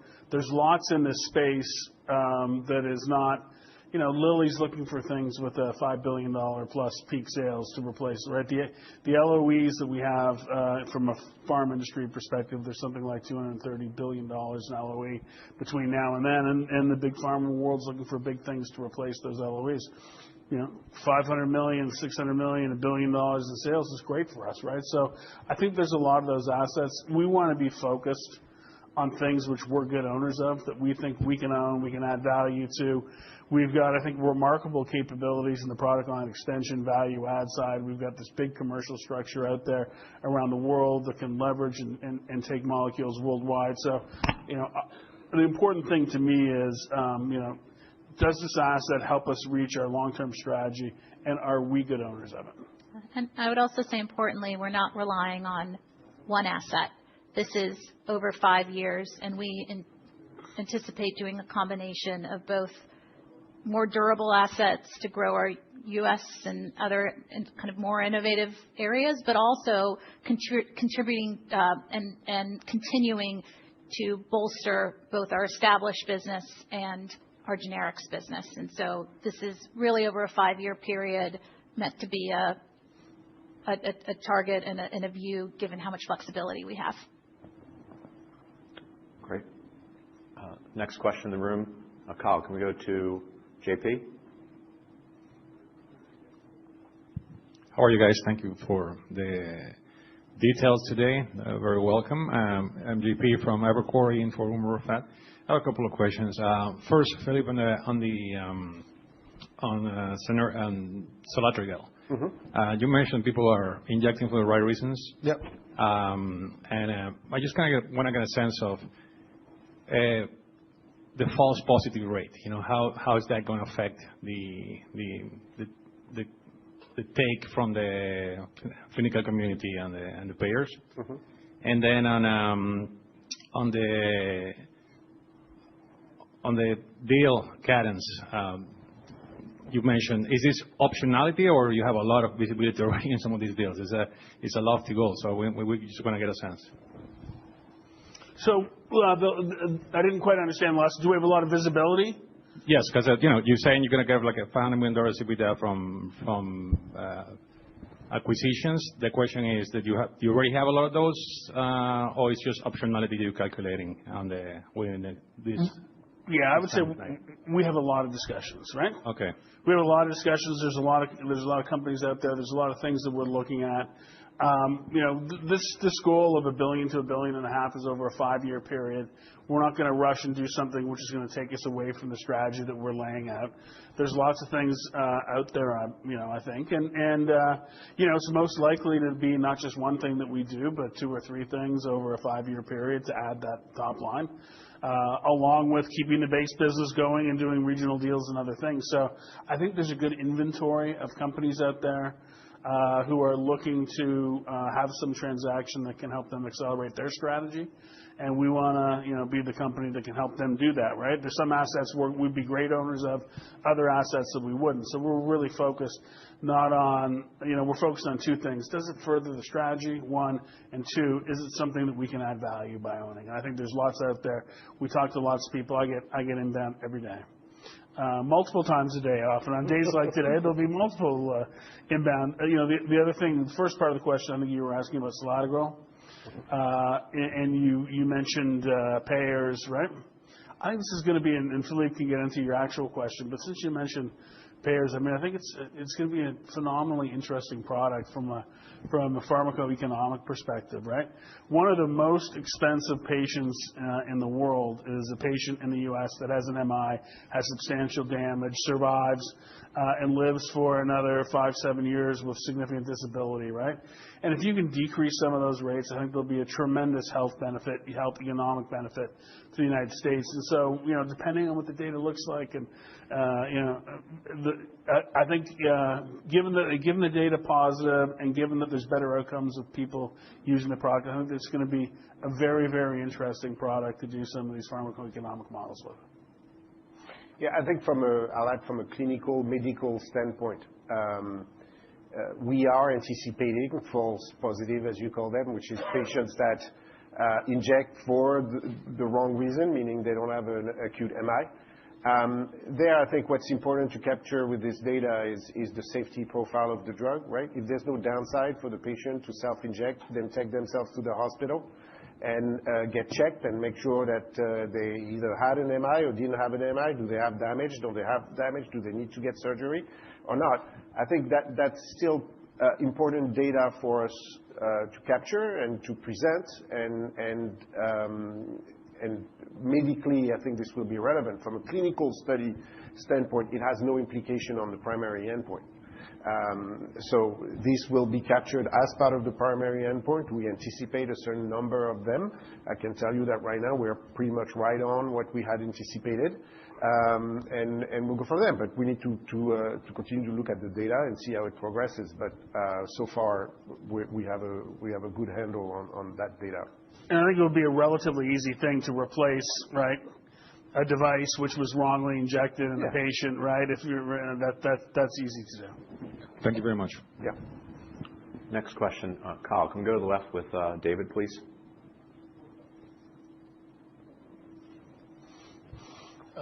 Thank you, David Amsellem from Piper Sandler. So, regarding deal activity, looking at the U.S., you have your hands in a lot of different therapeutic areas already, and you're looking at pain, you're looking at cardio, you're looking at immunology. So I know you mentioned this criteria, specialist-driven therapeutic areas, to paraphrase you, but I just wanted to get a better sense of where you're looking. You did mention deals that potentially could be synergistic, but can you talk to this first wave of deals that you're contemplating and the extent to which those could be synergistic? So that's just a couple on how you're thinking about this. And then just toggling over to your generics business, it sounds like you're looking for, at least in the developed markets, largely a less bad or more stable base environment. I just wanted to make sure I understood your thinking there. And in other words, if you can quantify pricing erosion and then also quantify contribution from new launches and how that all goes into your assumptions regarding growth, that would be helpful. Thank you. So, and I can talk, and then maybe Hema can talk as well. Sure. I think I'm less concerned about therapeutic area and more concerned about can we be good owners of a particular asset. I think having said that, certainly, cardiovascular, pain, immunology would be places that we, would look and think there'd be not only the benefit of bringing an asset in, but some synergies that we could take advantage of. So that we're looking there. When I look at the areas where I see a lot of companies, a lot of assets, where there seems to be things which fit, I think there's a lot in the CNS area, and there's a lot in the immunology area.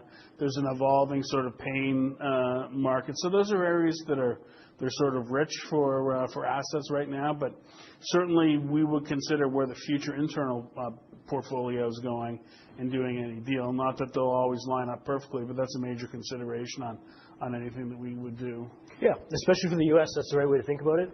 Ex-U.S., obviously, we've got existing strength, right? When we did the Aculys deal, we brought in CNS assets into a market where we had a field force targeting those physicians already. We got immediate synergy. I would say CNS around the world, ex-US right now, we actually have that strength in multiple different markets. Similarly with cardiovascular, those are two big areas for us. We have to use a slightly different lens for the US because we don't have that infrastructure right now, but there is still a lot we could leverage. So the way Scott talked about it was perfect. I think the discipline as to how we approach those is more important than the actual therapeutic area. We're not going to just do a deal in an area that's going to end there. We have to believe that there's more opportunity beyond that, and that also shrinks the number of those therapeutic areas that probably make sense. Great. With respect to generics and your question on the components, so when we think about developed markets, it's the same trends that we've seen. We've talked about kind of mid-single digit erosion generally offset by new product contributions from our core business, that gets us to that kind of stable to low single-digit growth. And then what gets us to the kind of higher low to mid-single-digit growth that we've been talking about in our longer-term outlook is the contribution from these more durable kind of value-added assets. But we continue to feel good about just the stability that we're seeing in the core generics market. Great. Next question, Teddy. Ash, please. Hey, Ash Verma from UBS. So maybe just on the top-line growth outlook that you provided, growing at 3 to 4%. I mean, historically, you've been doing 2%, so that's good to see the confidence.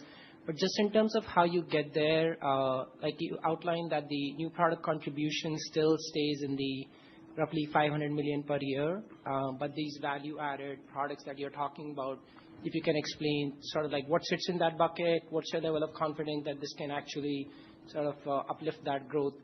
And then secondly, yeah, on the business development side, I mean, a lot of balance sheet firepower that you have. How are you thinking about the size of the asset? Is it you're going after a few select assets that can help fulfill the goal, or is it more of a string of acquisitions? And then ultimately, are you trying to balance out the growth between the different geographies that you have as a part of the BD initiative? So from a BD perspective, I would love to add some U.S. assets. I was worried about Japan as a geography. We've had some good things in there, which I think is the third largest market in the world, Japan. U.S. is the largest market, highest margin market in the world, and I would love to be able to add some assets in the U.S. We're always looking to add things in Europe. Of those 60 that we added last year, a lot of them were in Europe. So, I mean, I think for the high-end, high-innovative, high-margin stuff, U.S. tends to be the focus, with some ability to take that and launch it internationally. So I think that's what our overall focus is. Your first question on BD was on revenue growth. Revenue growth. Size of the asset, is it like are you going after yes, string of pearls or one. I mean, I think we are open to good assets that, again, either fit our internal pipeline or are in an area where we can accumulate some and put together a number of different acquisitions. I don't know if it's a string of pearls that we're relying on, but I would assume in order to get to that $1.5 billion revenue target, it would likely be 2 or 3 acquisitions of assets would be my guess. And some you would be maybe more than one asset with one company. So it may be a company with 2 assets or 3 assets. And so, it could be one deal. It's more likely, 2 or 3 deals. I don't think it's 9 deals that are going to get us there. That's not what we're looking at either. We're looking for things that are big enough to move the needle. We do have a $14.5 billion revenue base. So, they've got to be big enough to move the needle and, help get a significant portion of that $1 to $1.5 billion. And again, it may be one, but more likely a couple different things that we would add up. Yeah. Sorry, let me just do one quick thing.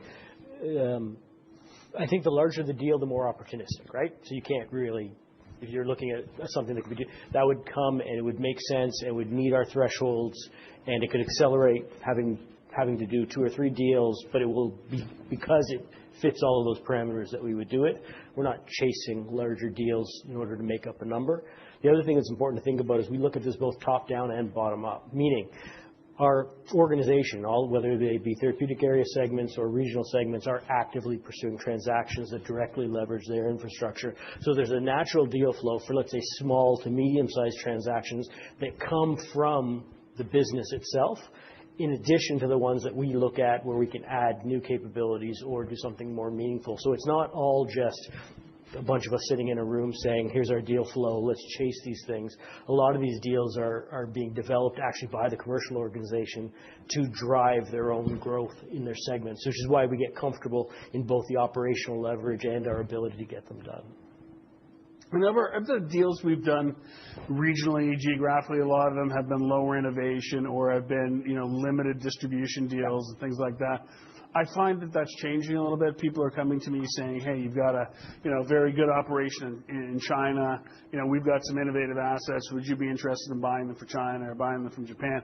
So we may move into looking for things from an innovation perspective in the U.S., but also we're going to look for things that are innovative and in the strong geographies that we have out there and have some advantage in commercializing. Yeah. Sorry. And from a revenue growth perspective, so I would look at it in two buckets. So the first bucket is the 450 to 550, to your point that we've been talking about.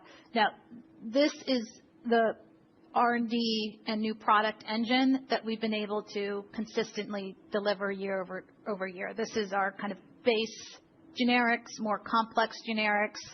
We're not dependent on any one product to really comprise that, right? We continue to see visibility to be able to deliver that 450 to 550.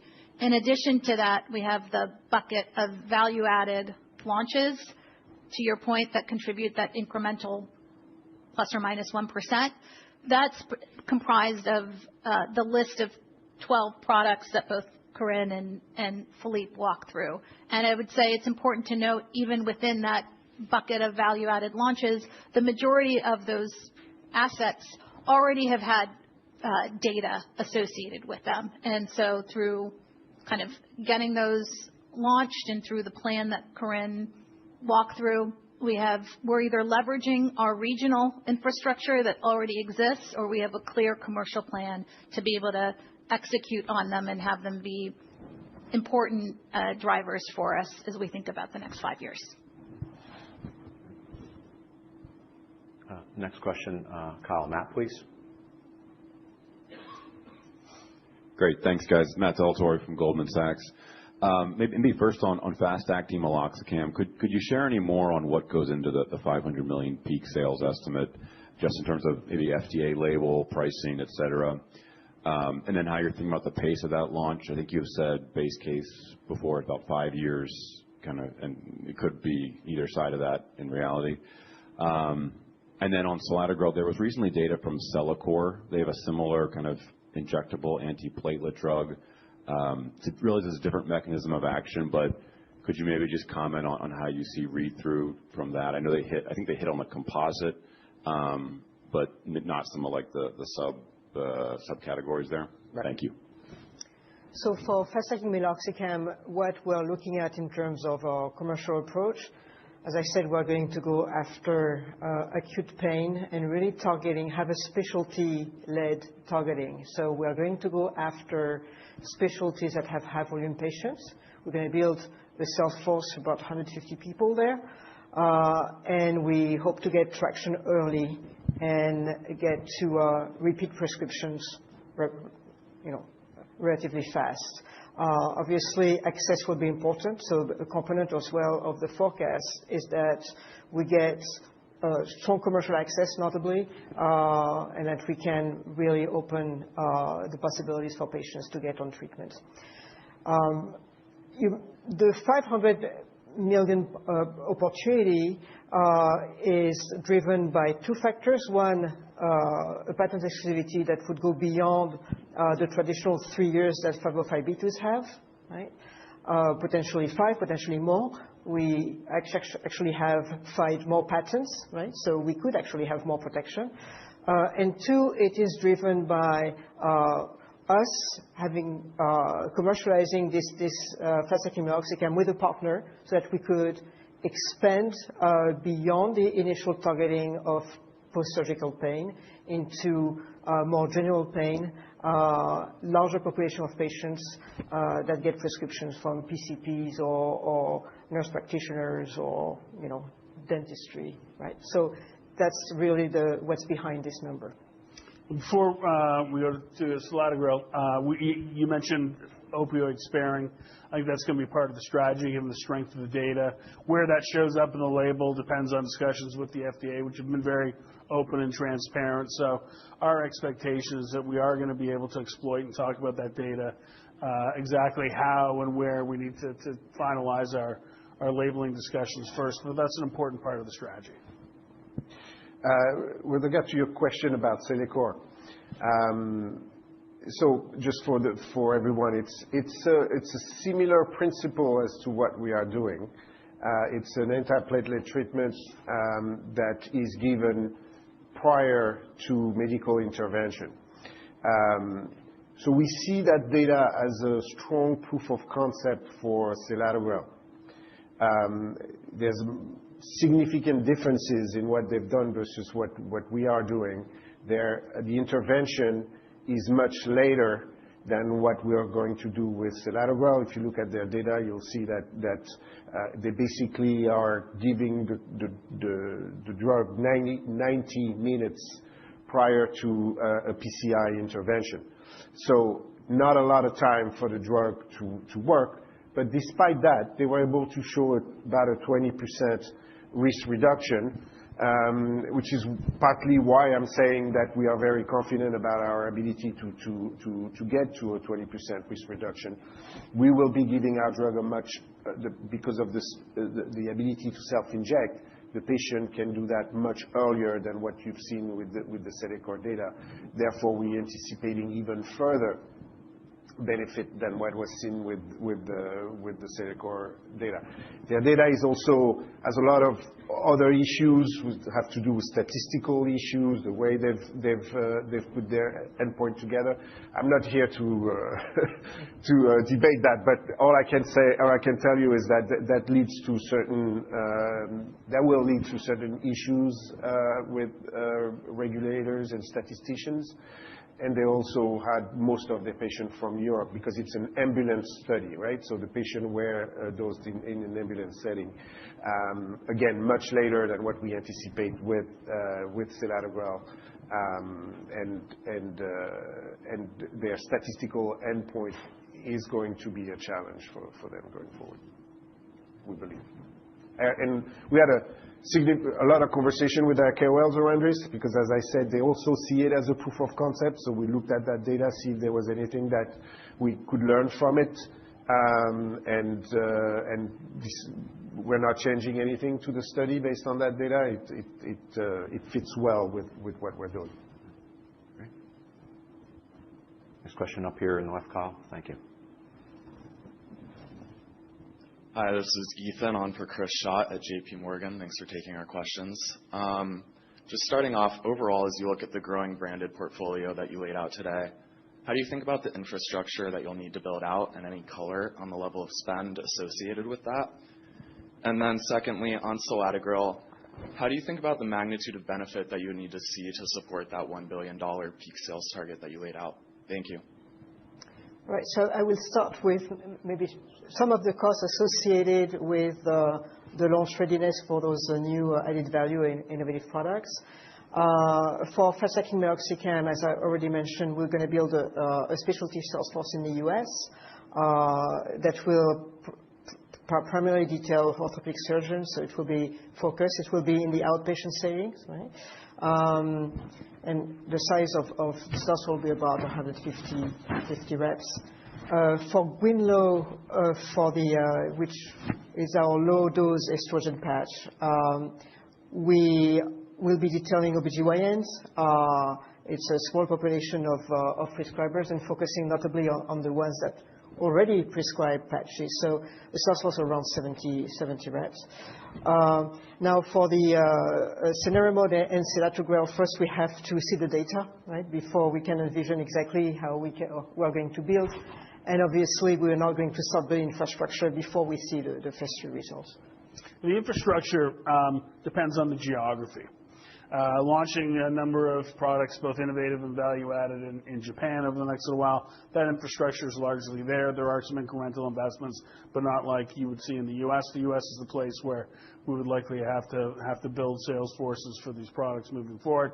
We do have something like $3.5 to $4 billion of cardiovascular sales worldwide. So selatogrel, again, would fit in well to a number of affiliates out there. Need to be some build or some partnering and build in the United States, but we do have, from a global perspective, a very significant cardiovascular portfolio. Right. So most of the build is in the U.S., you're correct. Yeah. And as we talked about our enterprise-wide review, we've talked about the ability to generate $650 gross savings, but we've allocated a portion of that to really importantly fund some of these and invest in some of these higher value-added areas that will continue our growth over the longer term. And then to answer your question, maybe on the 20%, on the threshold, sorry, for selatogrel. So the study is powered for 20%, but it's also powered for much less than that, right? Risk reduction. And in discussion with our KOLs, they are telling us that they would be satisfied with a 10% risk reduction.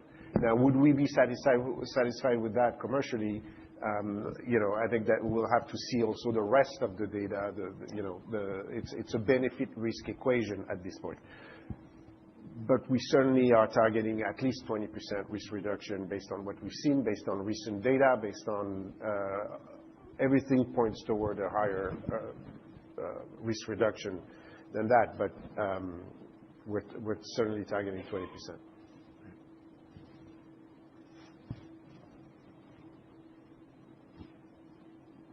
Any additional questions in the room? Go back to Kyle. I want to go back to Matt, please. Thank you. Thanks, guys, again. Maybe just in terms of your revenue growth targets across geographies in the base case scenario, can you comment a little bit more on maybe how that compares to your current underlying growth in those segments in 25, just given some of that was divestiture adjusted, so it was a little bit obfuscated? And then in particular, would you flag any of these as highly de-risked targets and then others as maybe more ambitious, if there's any you could flag on that?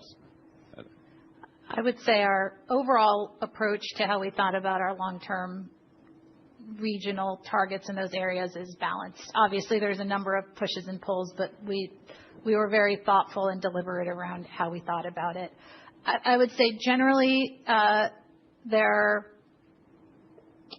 consistent with what we're seeing. A few things to call out. So North America, I would say, is probably slightly higher than what we've seen, benefiting from some of these value-added launches that we've talked about, like fast-acting meloxicam and our low-dose weekly estrogen patch. I would say emerging markets is probably slightly lower over the longer term, partly because in the immediate term we're benefiting in those regions from some indoor recovery. I would say the other area is JANS. JANS is one area that we're particularly excited about, given the level of focus and investment that we've made in that area. And in that area, we're actually anticipating that region returning to growth, and that's historically been a mid-single-digit decliner for us. And then I would say Greater China and Europe are very consistent with what we've seen historically. Any other questions? Teddy Ash, please. Thank you. Just to ask a couple of quick follow-ups here. So maybe on selatogrel, so you mentioned the data monitoring committee, like there have been 13 reviews, right? I think what we're trying to understand, like, is the goal from those reviews primarily looking at the bleeding risk, or is there any type of a focus on some of the off-target effects that have been seen with other P2Y12s? And then secondly, on the obesity programs, I think you mentioned some kind of high-level details around that. Can you give us a sense, like, is it going after oral, injectable, US, ex-US market? If there's any specific programs that you could outline, that would be really, really great. Thanks. So, do you want me to? Yeah. So, with regard to selatogrel and the safety committees, safety independent and unblinded safety committee, so they are looking at all the safety data. They're not just looking at bleeding. Now, bleeding is particularly looked at because it also needs to be adjudicated. Each case would need to be adjudicated. So, but they are unblinded. They're saying all the data. They're saying all the safety data, and they're saying all the efficacy data as well, right? There's the primary purpose is the safety, but they're seeing everything. In terms of the off-target effect that you mentioned, selatogrel is the most specific P2Y12 inhibitor out there, and we're not seeing off-target effect with selatogrel at all. So we're not expecting additional side effects that we haven't seen in phase 2, for instance, as well. So that's for selatogrel. And then the second question was about GLP-1s. So as I'm sure you know, the GLP-1 market is in flux, right? And there's a lot of it's very dynamic. So we are keeping an eye on this, and we are developing all GLP-1s, injectables and oral, that we think make sense. So certainly semaglutide, tirzepatide, absolutely. We have all strength. We're looking at every presentation. But the next generation we are starting to look at, we passed on a couple that we think will not make it, but are investing in others that we think have demonstrated a profile that might make them relevant commercially later on. So we're responding to how the data comes, right, with all these assets. In terms of where we're doing it, our primary focus is the U.S., right? Because based on our device technologies, we have an advantage there because we can replicate exactly the same device as the originator, which is required in the U.S. It's not required outside of the U.S. So we think we have a differentiated factor there. The U.S. makes sense. That's the larger market. Now, we're also going to launch everywhere else that makes sense commercially, including Canada and certain European countries that will come early in the late 2030s. But the major impact, late 2020s, the major impact of this GLP-1 will be in the 2030s for us, right? Once we are able to launch in the U.S. Okay, that's going to conclude our Q&A. If everyone could join us with the management team outside, we'd love to kind of catch up further. Thank you. Thank you all very much. Thank you.